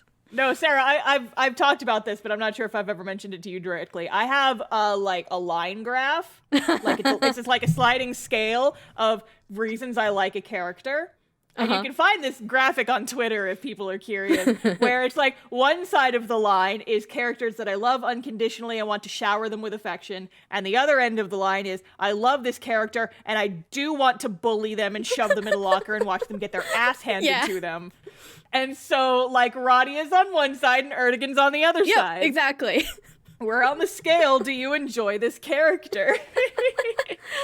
And overall, Carole and Tuesday, definitely more of a music show than an idol show. Arguably, season 1 is kind of like American Idol, not Japanese idols, but the music is still very good and cute, and we love the girls.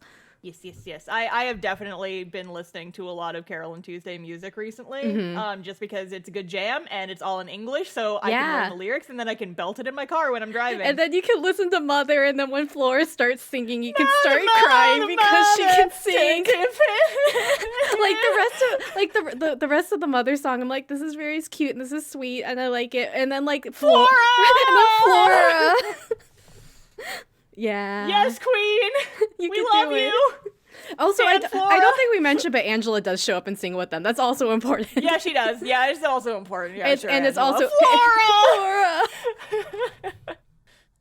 And I guess that's one other. Also, just one other thought. Wish they did more with Angela. That's another final thought.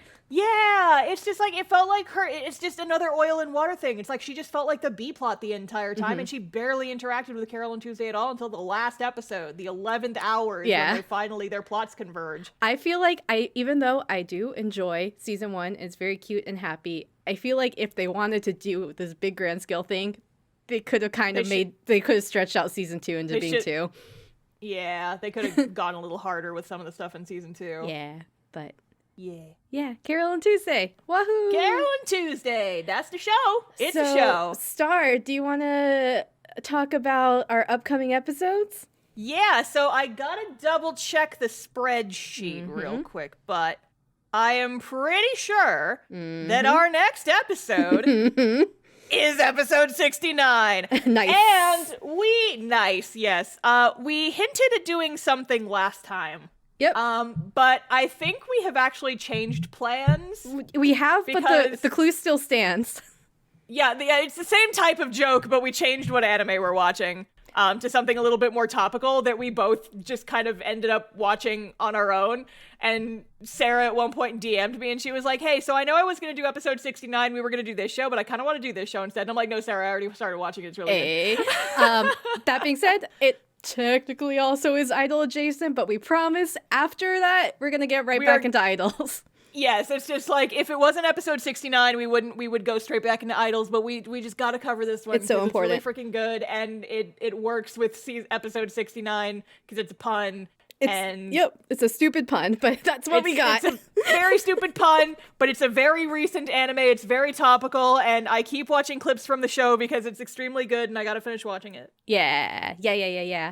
And then after that, we're getting back into proper idol fare, and we're watching a continuation of a show that we started in the past, and everybody freaking knows what it is by now, probably. We've hinted at it enough. Yep, and if you want to catch up with that show after the next one, just think about a show we watched that has a whole lot of numbers involved in it. Just a lot of numbers. Good hint. Good hint, Sarah. Good hint. And then after that, Star's gonna go off on a tangent and talk about an idol video game that she's now obsessed with because it has infected my brain. It's called AI Somnium Files, and it's really good. So, Star, if people want to find us on the internet, where can they find us? You can find us on Instagram and Twitter and YouTube at Idol Days Pod. I'm sorry, I'm losing my mind. Someone talked to me about Somnium Files. It's relevant. One of the main characters is an idol. It is really good. I've been listening to the music from the game all weekend. Bless. I'll tell you later. If you don't know, come to my streams every week. I've been streaming the game as I've been playing through it. It's really good. It's not a game about idols, but there is idol nonsense in it, and it's fun. It's a game about murder. Anyway, our show, we have social media. We're Idol Days Pod on Twitter, Instagram, and also YouTube. Our YouTube is currently posting video versions of all of our backlog episodes. So you should subscribe to our new YouTube. It's our newest platform, and I would love to get like some more engagement over there.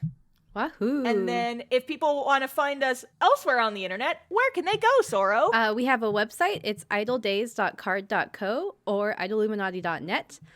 There are links to all of our shows there, places you can listen. Also, on both our website and our social media, we have links to our Discord. Come over, join us. Try to guess what our pun for episode 69 is. I promise it's lamer than you think. It's so stupid. You're going to see it and you're going to groan when we explain it. And they're like, oh, that's what they did. They didn't watch one of the horny shows. He's like, no, we didn't want to watch a horny show. We wanted to watch a good show. Hey. So, hey. Anyway, this has been Idol Days. We've been Lady. Lady. See you next live. live. Bye. Bye.